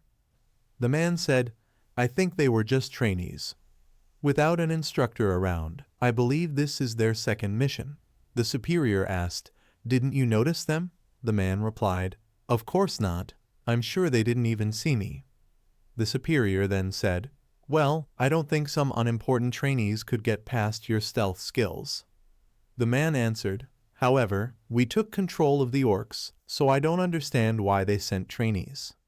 The superior replied, I'm sure the villagers noticed the chaos and asked for help, saying there was a rise in the number of orcs. I thought we would find the mana stone quickly, but it seems we got too relaxed. The man stated, We couldn't find the item. I guess it must be in the village. Should we start an attack right away? The superior answered, No, we will stay on standby for now. The man said, Yet, this is a good chance to get rid of the trainees. The superior, now wearing an orc mask, declared, It is easy to eliminate the trainees. However, they might find out about the mana stone if we act carelessly. That would lead to a bigger loss. Let them defeat some monsters. Make them think they have finished their mission. The boss now wears his mask and turns into an orc, he mentioned, and, well, he will hit the village once they leave. However, he will destroy everything in his way. This creates a big problem because no one sees it coming. Although they think they are safe, danger is nearing. But they must be careful because the orc has a lot of power. As night falls, the people gather around a table, eating food. Raon thinks about Burin Sieghart's state. At first, I had worries about his health. However, he seems to be doing much better than I expected. I see his strong efforts to get better. But it's not just Burin who fills my mind. Burin and the trainees can face the monsters on their own, even when I'm not there. The main problem is with the person who is supposed to watch over us while we're at the edge of the village. Although I can't say this for sure, I noticed their presence fade into the mountains when we got to the village. Is it the Sieghart family watching us, or could it be someone else entirely? We will find out the truth by tomorrow. The scene shifts to a different place where Buren, as soon as he touches the ground, senses the monsters are really close. An old man tells Buren that the monsters show up at this time every year. However, this time there are 3 times as many as usual. We are not ready to face such a large group. To explain, we see that there are more than 100 monsters, which means the total might exceed 200. The problem goes beyond just numbers, though. It is very likely that you are not familiar with the large forest area around here. We will try to create a helpful guide for you, because it's important that you don't get lost in the hilly landscape. He is seen as the fastest young man in the village. However, I believe he will help out. We noticed that Cebu, the mountain guide Kanbar, has a cough and is thinking about the situation. I realized something was off when the chief came to see us last night. However, the thought of me guiding the Sieghart trainees brings up some challenges. Raon, sitting next to him, comforted us, saying, "Don't worry, we will make sure you get home safely." Buren turned to everyone there and explained that orcs usually have the upper hand against other monsters in fights. But goblins and kobolds often use sneaky strategies, whether it's with poison or other tricks. Although even a small injury can be serious, it's crucial to stay alert. All the people there agreed with Buren's opinion. He designated Training Hall 6 and requested that everyone encircle the area to remain alert for any monsters attempting to flee. Kane acknowledged this directive, affirming, "Leave this to us." Consequently, Buren proclaimed that we would commence the raid against the monsters threatening this land, intending to demonstrate the formidable power of the Siegharts. As they began to run, Wrath approached Raon, exclaiming, "Those idiots! What a foolish endeavor!" The group had been diligently preparing for an ambush until this point. However, they suddenly began to scream out of nowhere, thereby exposing their location. This unfortunate turn of events undermines the entire purpose of an ambush. Raon, observing the chaos, remarked that they were merely attempting to conquer their nervousness through shouting. Such a mistake is understandable, particularly because it is their inaugural raid mission. Wrath considers this. Even he, too, should be on his first monster raid mission. Instead of succumbing to anxiety, he is focused on the broader implications of their endeavor. On the opposing side, the orcs have emerged, roaring menacingly, while members of the Sieghart family start their attacks. Martha gets her sword ready, declaring her preparedness to face them all. Buren advises that they should get rid of the goblins and kobolds first, before they turn their attention to the orcs. A fellow warrior warns others that the orcs are changing direction, and, indeed, the orcs are ready to attack Raon, who could easily become their next victim. Raon asks Kanbar if he is injured. He gets a reassuring response that he is okay now. Ultimately, the team manages to slay the orc leader, and they now plan to deal with the remaining threats. Raon and Kanbar kept talking, and during this, Kanbar shared a story from his childhood. The chief climbed the mountain and then came back with a red jewel. Raon asked where this jewel is now. However, Kanbar told him that most people don't know it's buried under the chief's house. Raon was shocked by this news, thinking that the situation was actually worse than he had thought before. If Eden doesn't find the Mana Stone in the mountain, they will burn down this village.